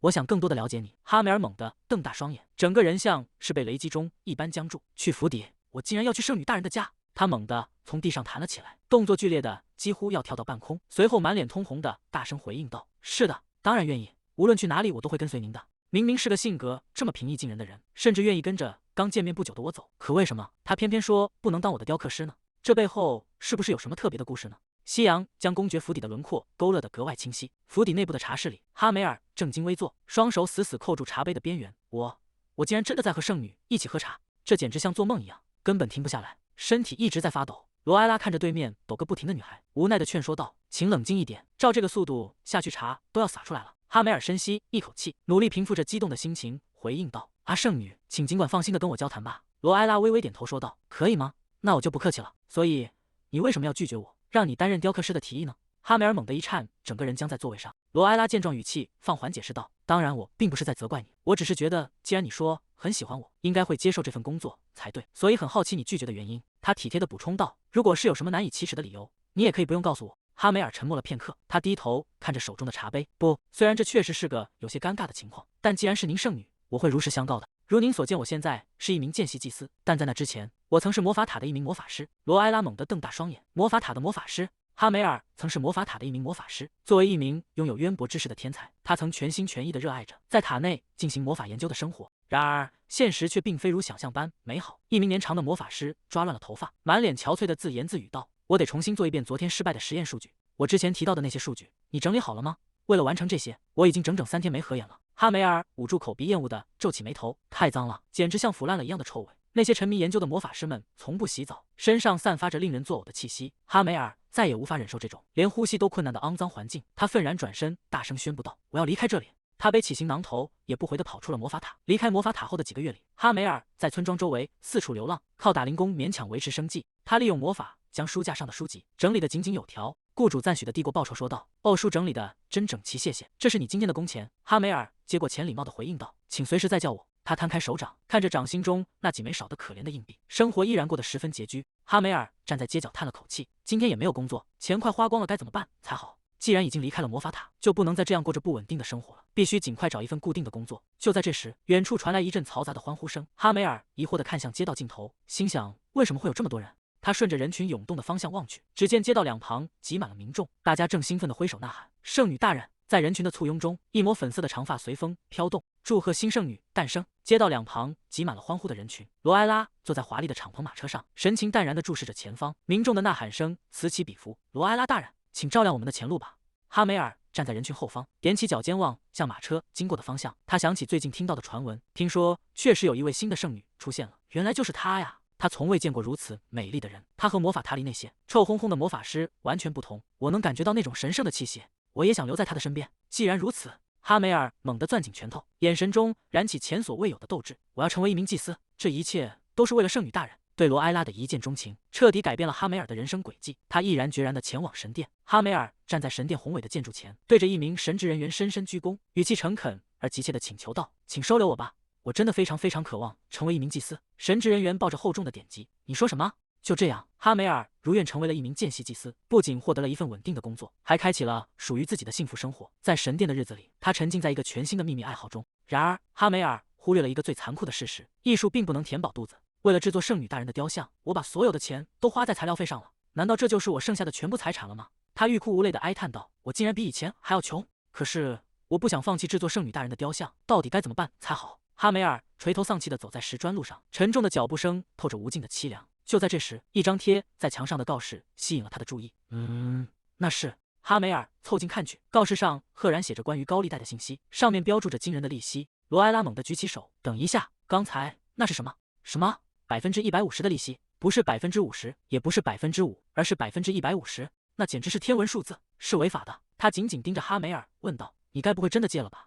哈梅尔心虚地缩起脖子，嘿嘿地干笑两声：“为了制作您的雕像，我当时实在没忍住。”罗埃拉痛苦地捂住额头，发出一阵哀鸣：“哦，你这个笨蛋！”哈梅尔低下头，有些羞愧地解释道：“我想我当时一定是疯了，但我已经借了那笔钱，现在和他们彻底绑在一起了，甚至连利息的一小部分都还没还清。如果我以这种负债累累的身份留在圣女大人身边，只会给您的名声抹黑。”罗埃拉深深叹了口气：“所以这就是你拒绝我的原因。我现在明白情况了，然而我绝不会就这样放弃你。”罗埃拉豁然起身，动作干脆利落。哈梅尔被这突如其来的气势吓了一跳。罗埃拉再次开口说道：“所以我会重新向你发出邀请，哈梅尔，来为我的喷泉担任雕刻师吧。作为交换，那个垃圾一样的非法高利贷公司。”罗埃拉单手抚在胸前，脸上露出了自信而灿烂的笑容：“我会替你解决掉他的。”哈梅尔猛地站起身，难以置信地问道：“您是说要帮我偿还债务吗，小姐？”罗埃拉平静地回应道：“我不只是要帮你还债，我还要让那家当铺彻底消失。”哈梅尔显得有些局促不安，他急忙摆手说道：“我不能让您为了我费这种心。”罗埃拉露出微笑：“这怎么能说是费心呢？这是一种投资，为了招揽人才，这种程度的投资是理所当然的。难道你不这么认为吗？”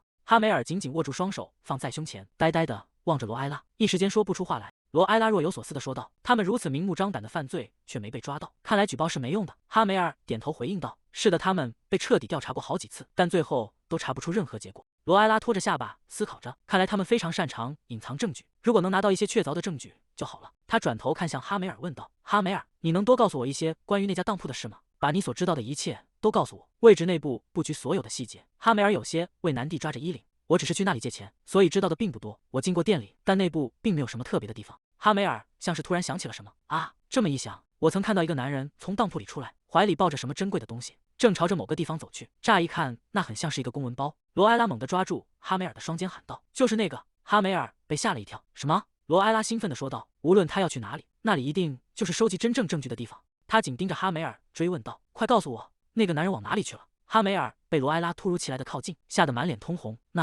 那个我会说的，我会把一切都告诉您的，所以请先往后退一点。”罗埃拉小姐，她真是太耀眼了。夜幕降临，在远离喧嚣的森林深处，一栋隐秘的多层木质建筑静静伫立在树影之中。其中一人递出一个厚实的信封，说道：“拿去吧。”另一人接过信封：“这是今年的份吗？”递出信封的人叮嘱道：“没错，正如你所知，一定要把这些文件收好，如果再无缘无故引发调查，就麻烦了。”接过文件的男人发出一声轻笑，将信封塞进随身的挎包里，回应道：“事实我很清楚，我做这份工作什么时候出过错，就交给我吧。既然如此，那就交给你了，进去吧。”不远处的树影后，一只皮鞋轻轻踩过草丛，发出细微的摩擦声。你听到了吗？我想那一定就是交易账本。希尔登点了点头。没错，我也听得很清楚。赫斯汀显得有些兴奋。我们的运气不错，照这个速度，很快就能把他们全部送进监狱了。希尔登却并没有放松警惕。别掉以轻心，如果事情真的这么简单，他们早就被抓住了。他注视着前方的木屋，语气严肃地补充道：“我们必须保持谨慎。他们来到这里的唯一原因，就是为了找到、彻底铲除那家当铺的完美证据。”赫斯汀神情严肃地说道：“虽然我们已经清理了巴斯蒂安的大部分街道，但仍有一些角落需要彻底清扫。其中一个据点位于希尔登郊外，那是地下世界的重要枢纽——汉巴尔当铺。这家非法当铺过去曾多次被举报，但每次搜查都找不到任何证据，导致嫌疑人总是被立即释放。这确实让人头疼。”希尔登坐在沙发上，疲惫地揉着额头，感叹道：“真没想到，竟然还有和卡伦一样恶毒的地方。受害者到底有多少人？”赫斯汀神色凝重地回答道：“大约相当于3个村庄的人数。”希尔登难以置信地喊道：“竟然有那么多吗？看来光顾那里的多是些为了生计而苦苦挣扎的穷苦百姓。”希尔登追问道：“那你调查过那些人吗？如果能找到他们，关于当铺的信息肯定会浮出水面。”赫斯汀推了推眼镜，语气中透着一丝寒意：“我也想调查，但是不知为何，大部分受害者都已经失踪了。”希尔登整个人僵在原地。什么？这么多人口同时消失，这根本不合常理。很明显，那家当铺就是幕后黑手。如果他们不仅非法敛财，甚至还在夺取人命，希尔登面色凝重地陷入沉思。这已经不是普通骑士团能够处理的规模了。如果危害蔓延到帝国领土之外，后果将不堪设想。更重要的是，那家当铺正是我向罗埃拉推荐的地方，让他去那里寻找喷泉的灵感。即便那只是个位于郊外的组织，如果罗埃拉因为他们受到任何伤害，他猛地拍案而起，立刻准备出发。那些混蛋的决定性证据，我要亲手去把他找出来。赫斯汀压低声音提醒道：“殿下，他们行动了。”远处的身影正骑马远去。他们带着那些文件要去哪里？他猛地从藏身处冲出，先跟着那个男人出发。马匹都准备好了吗？赫斯汀紧随其后，大声回应道：“是的。”两人翻身上马，马蹄声在寂静的林间剧烈回响，惊起阵阵落叶。希尔登勒住马缰绳，看着眼前密密麻麻的作物，低声说道：“玉米地吗？”赫斯汀望着无边无际的绿色屏障，感叹道：“这里相当辽阔。刚才那个男人似乎进到这里面去了，有脚印，看来他们把非法文件藏在这里了。这些玉米杆和叶片大得离谱，相比之下果实却发育得很差，简直就像是……”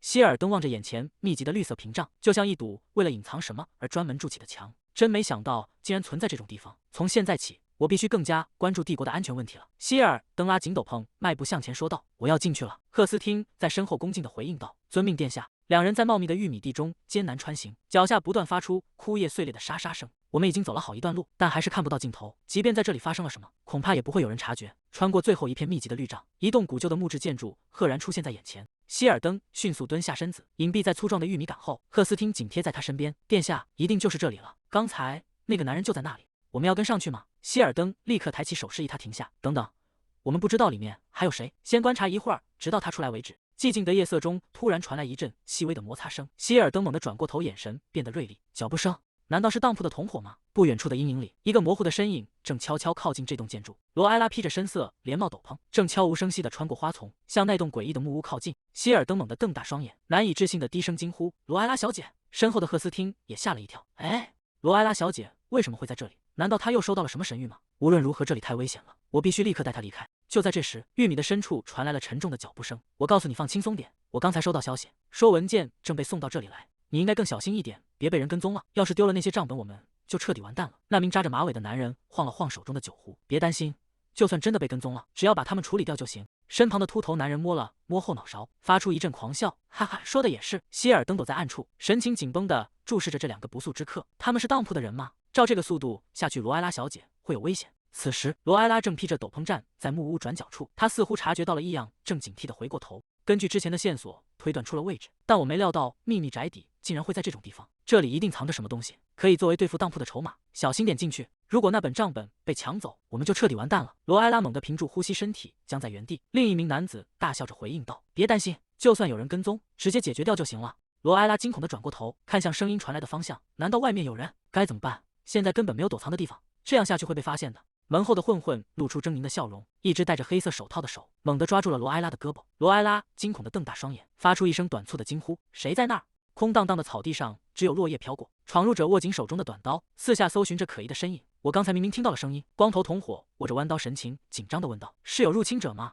长发男人环顾四周，最后摇了摇头说道：“不应该是我听错了，大概只是风吹过玉米地的声音。”光头同伙松了一口气：“真是的，别这样吓唬我呀！在宅邸阴暗的角落里，希尔登从背后紧紧搂住罗埃拉，他的一只手死死捂住她的嘴，将她整个人按在怀中，总算暂时度过了危机。是谁救了我？到底是谁会出现在这种地方？希尔登，他怎么会知道这里？外面的男人们逐渐远去，长发男人笑着说道：“抱歉，抱歉，既然酒喝光了，这顿我请，走吧。”希尔登确认那些人已经离开，他松开捂住罗埃拉嘴巴的手，看来他们走了。抱歉，罗埃拉终于能够大口呼吸，他惊魂未定的喘着气，转头看向身后的希尔登：“殿下，您为什么会在这里？”希尔登依然紧紧抓着他的肩膀：“那正是我要问的话，我们是为了调查某些事情才来到这里的。但是你呢，小姐，你为什么会出现在这种地方？你到底知不知道这里是什么地方？”罗埃拉不甘示弱地抬起头，反驳道：“我当然知道，我又不是迷路了才晃荡到这里的。”希尔登盯着他的眼睛，追问道：“那么你来这里的目的究竟是什么？”罗埃拉顿时语塞：“糟糕，总不能说我是为了私下雇佣那个被逼债的雕刻家，所以才跑来捣毁这家当铺的吧？这种话绝对不能说出口。”罗埃拉轻咳一声，掩饰住内心的慌乱：“殿下，您难道忘了我的身份吗？”他双手交叠放在胸前，神情变得庄重而虔诚：“我是接到了洛塞拉大人的感召，才来到这里的。我收到了神谕，要肃清这家让帝国陷入混乱的邪恶当铺。”希尔登愣在原地：“肃清？原来如此！继巴斯蒂安之后，你竟然又收到了新的神谕。”希尔登低下头，神色变得有些凝重。难道帝国现在的局势已经如此动荡了吗？竟然让圣女在这么短的时间内连续收到多次神谕。作为皇太子，这真是让我感到羞愧。希尔登神情肃穆，对着罗埃拉深深鞠了一躬，说道：“从现在起，我会更加仔细地视察整个帝国。”罗埃拉被这突如其来的郑重举动吓了一跳。是的啊，好的，请便。他居然真的信了，虽然没暴露身份是好事，但他为什么突然变得这么严肃？赫斯汀快步走近：“殿下，那两个男人消失在玉米地后面了。”希尔登立刻下达指令：“我会留在这里寻找证据，你先护送这位小姐出去，然后再跟上他们。”罗埃拉猛地瞪大眼睛，她突然冲上前去，一把抓住希尔登的衣襟，大喊道：“我不走！不，我现在还不能离开，我可是跟哈梅尔夸过海口，说要亲手解决这件事的。”希尔登试图劝阻道：“这里很危险，剩下的交给我们处理，请先回去吧，小姐。”罗埃拉毫不退让地反驳道：“我能保护好自己，因为神谕的关系，我绝对不能就这样空手而归。那至少让我加入殿下的队伍吧，我保证绝对不会碍事的。”罗埃拉双手紧紧交握在胸前，眼中满是急切与哀求：“殿下，求您了，千万别让我回去！”希尔登猛地一怔，心脏不由自主地漏跳了一拍，他原本严肃的面容瞬间瓦解，眼神开始变得慌乱游离，甚至连耳根都泛起了红晕。希尔登深吸一口气：“好吧，我明白了。”罗埃拉依然死死抓着他的手不放。希尔登有些尴尬的轻咳一声，说道：“那个，能不能先松开我的手？我们可以一起调查。”罗埃拉这才反应过来，猛地缩回手：“啊，对不起。”站在一旁的赫斯汀看着这一幕，忍不住在心里偷笑。原来威风凛凛的皇太子殿下，在圣女面前也会这么不知所措啊！他的脸真的好红，我刚才是不是做的太过火了？不管怎么说，能一起调查真是太好了。希尔登转过身避开罗埃拉的视线，赫斯汀凑到他身边打趣道：“殿下，您现在心情很好吧？”希尔登恼羞成怒的低吼道：“闭嘴，赶紧走你的！”两人来到宅邸紧闭的大门前，希尔登伸手握住门把手，伴随着金属锁芯转动的脆响，沉重的大门被缓缓推开，发出了刺耳的摩擦声。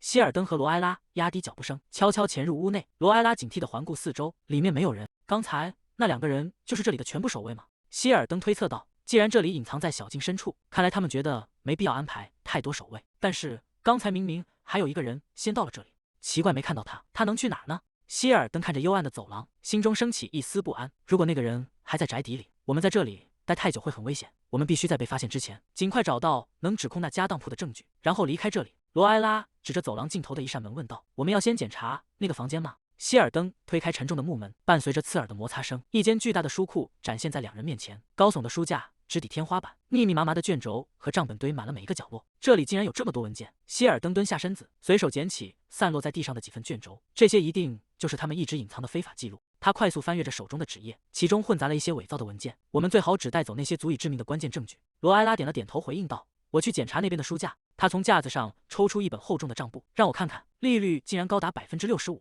什么？这一份甚至到了70%！这些混蛋简直疯了！这段时间他们到底榨干了多少平民的血汗钱？罗埃拉盯着账簿上的一行字，这是什么？账页上贴着借款人的照片，下面记录着一串诡异的数字。最显眼的是一段手写备注：额外提供蓝色药丸，每日服用1粒，下个月起改为每日2粒。罗埃拉转头看向希尔登问道：“殿下，这些蓝色药丸到底是什么？”希尔登凑过来，端详着账簿。药。罗埃拉指着那一叠厚厚的文件，解释道：“所有续约者的名单里似乎都提到了这种东西。”希尔登接过账簿，仔细查看。我从未见过这种类型的药物记录。也许他们不仅在放高利贷，还在非法生产并贩卖违禁药物，而且还强迫借款人服用。希尔登和尚账簿说道：“把这些证据也带走。目前这些证据应该足够了，我们得赶紧离开这里。”就在两人准备撤离时，门外突然传来一阵急促的脚步声。啊！救命啊！憋死我了！我得赶紧去趟厕所。罗埃拉屏住呼吸，低声说道：“有人来了。”一名披着深色斗篷的男人推开房门走了进来。他一边环顾四周，一边嘟囔着：“老大们在吗？我平安回来了。怎么一个人都没有？难道又是出去买酒了吗？”男人叹了口气，随手将杯上的包放在一旁。算了，反正我也饿了，把文件放下就走吧。他们反正很快就会回来的。等等，感觉有些奇怪，文件怎么比平时散落的还要乱？而且书架上似乎空出了不少位置。男人像是意识到了什么，脸色瞬间变得惨白。喂，快来人啊！即便是在匆忙中躲藏起来，这种距离也实在太近了。罗埃拉被希尔登紧紧搂在怀中，两人的斗篷交叠在一起，他肯定能听到我的心跳声。罗埃拉有些局促地低下头，但在这种情况下，我们别无选择。为什么心跳声会变得这么大？不对，这不是我的心跳。那剧烈而沉重的跳动声是从希尔登的胸膛里传出来的。希尔登紧锁眉头，脸颊上浮现出明显的红晕。罗埃拉惊慌地抬起头问道：“殿下，您还好吗？您的心跳快得简直要疯了，这是怎么了？难道他是缺氧了吗？”希尔登避开他的视线，有些狼狈地回应道：“我没事，不是因为那个。”罗埃拉追问道：“不是因为那个？”希尔登猛地僵住身体，发出一声闷哼。罗埃拉慌乱地想要拉开距离，抱歉失礼了。希尔登却紧紧按住他的肩膀：“不，该道歉的是我，再忍耐一下，等那个人离开，我们就马上出去。”闯入者在房间里四处搜寻，你们躲到哪里去了？罗埃拉紧张地缩在希尔登怀里，小声回应道：“好好的就按您说的办。”这太奇怪了，现在连我的心跳也跳得好快，难道我被希尔登传染了什么奇怪的病吗？闯入者猛地推开另一扇门，难道他们跑到别的房间去了？竟敢不顾性命闯入这里，要是被我抓到，绝对不会放过他们。沉重的脚步声彻底消失在走廊尽头，衣柜里陷入了一片死寂。他好像已经离开房间了。他缓缓推开柜门，太好了，没被发现。希尔登环顾四周，低声说道：“证据已经收集的差不多了，在被人发现之前，我们得小心撤离。我会走在前面，请跟紧我。”罗埃拉顺从地回应道：“是殿下。”就在两人准备离开时，一阵清脆的系统提示音突然响起。罗埃拉停下脚步，一个血红色的警告窗口凭空浮现，上面清晰地写着：“警告，你听到了柜子后面传来的可疑声响，是否要前去查看？”殿下，请等一下。希尔登停下脚步，回过头问道：“怎么了？”罗埃拉指着旁边的巨大柜子说道：“我觉得这个柜子后面有声音。”希尔登微微皱眉：“声音？我听到了风声，听起来柜子后面似乎有一个空旷的空间，柜子后面竟然有缝隙，这一定是……”希尔登走上前，让我来查看，小姐。他神情严肃，伸手扣住柜子的边缘，猛地发力，将沉重的木柜挪开。随着柜子被移开，一阵阴冷的风从黑暗中吹出。罗埃拉惊讶地瞪大了眼睛，竟然有秘密通道！希尔登站在通道口，真没想到他们竟然在这里建了这么隐秘的暗道。罗埃拉站在他身后，既然刚才那个人离开前没有检查这里，说明这并不是一个众所周知的通道。多亏了系统窗口的提示，不然绝对发现不了这种地方。希尔登神情凝重地看向深处，这意味着他们在这里隐藏了比普通职员所知更重要的东西。他转过头看向罗埃拉问道：“要进去看看是什么吗？”罗埃拉坚定地点了点头：“是的。”希尔登率先迈步进入，罗埃拉紧随其后，两人的脚步声在狭窄而深邃的石阶上回荡，一步步深入那未知的黑暗之中。这里比我想象的还要深，到底通向哪里？他们到底在这里小心翼翼地隐藏着什么？希望不要是什么太严重的事情。随着阶梯走到尽头，希尔登停下脚步，靴子重重地踏在平整的地面上。一阵阴冷的风从前方呼啸而过，罗埃拉走到他身边，顺着微弱的火光望向前方，眼前是一排排冰冷的铁栅栏，在昏暗的地下空间里显得格外阴森。他难以置信地低声问道：“那是监狱吗？”就在这时，耳边再次响起清脆的提示音，一个血红色的警告窗口猛地跳出。罗埃拉被吓了一跳，又是警告窗口。窗口上闪烁着刺眼的文字：“危险 ，bug 正在聚集，请消灭 bug。”这是什么意思 ？bug 正在聚集，除了死寂的走廊和冰冷的铁笼，这里明明安静的可怕。然而，警告窗口并没有消失，一只苍白的手猛地从黑暗中伸出。罗埃拉惊恐地瞪大双眼，瞳孔中倒映着那只扭曲的手。那是手！希尔登察觉到危险，小姐，退后！伴随着一声巨响，一个身影猛地撞向牢笼，手臂青筋暴起，疯狂地抓挠着空气。希尔登迅速反应，一把拦住罗埃拉的肩膀，带着他向后翻滚躲避。他惊魂未定地喘着气，刚才那是什么？那是人吗？阴暗的牢房内，无数身影在晃动，他们发出野兽般的低吼，而且不止一个。那些人影扭曲着身体，双手死死抓着铁条。什么？牢房的铁栅栏快要断了！希尔登反手握住剑柄，小姐，请退后，这里交给我来处理。罗埃拉紧张地咬住嘴唇，默默点了点头。以希尔登的实力，应该可以毫发无伤地解决掉这些人。幸好有他在场。就在这时，刺耳的系统提示音接连不断地响起，无数血红色的警告窗口在罗埃拉眼前疯狂跳出，几乎遮蔽了他的视线。警告 bug 正在聚集，警告 bug 正在聚集 ，bug 正被阿霍佩普的力量吸引。如果太多的 bug 接触到希尔登，他也会陷入狂暴状态。他握紧剑柄，准备迎接冲击。请消灭 Bob， 确保希尔登不会陷入狂暴。罗埃拉看着眼前混乱的景象，心中充满了寒意。原来这就是所谓的神之圣吗？为什么这下面会有这么多 Bob？ 希尔登猛地回过头喊道：“小姐，栅栏快要断了，这里马上会变得非常危险，请先离开这里，剩下的交给我来处理。”罗埃拉毫不犹豫地反驳道：“不，殿下您才应该先离开。”希尔登愣住了，露出难以置信的神情。什么？罗埃拉心急如焚，如果那些 bug 接触到他，导致希尔登陷入狂暴状态，那才是真正的灾难，绝对不能让那种事发生。他猛地抓住希尔登的手臂，我刚刚听到了神之圣，这是我必须处理的事情，而不是您。希尔登皱起眉头，如果连这种情况下都有神谕降临，说明这里的情况比看起来还要糟糕。他握紧腰间的剑柄，语气不容置疑。既然如此，我就更没有理由丢下你一个人留在这里。罗埃拉急得直跺脚，不行啊！如果您留在这里，只会让事情变得更糟。就在两人争执不下时，一声惊天动地的巨响彻底粉碎了最后的防线，牢房的铁栅栏被猛然撞开，碎石与尘土四处飞溅。不，伴随着野兽般的嘶吼声，无数失去理智的身影从黑暗中倾巢而出，他们扭曲着肢体，带着令人胆寒的杀意，疯狂地扑向眼前的两人。铁栅栏真的彻底断开了。罗埃拉猛地张开双臂，挡在希尔登身前，大声喊道：“殿下，请退后！”希尔登露出惊愕的神情：“小姐。”虽然刚才说的那么果断，但眼前的状况实在太糟糕了。虽然我有清理掉这些小 bug 的能力，但数量这么多还是第一次遇到。我真的能一次性对付这么多吗？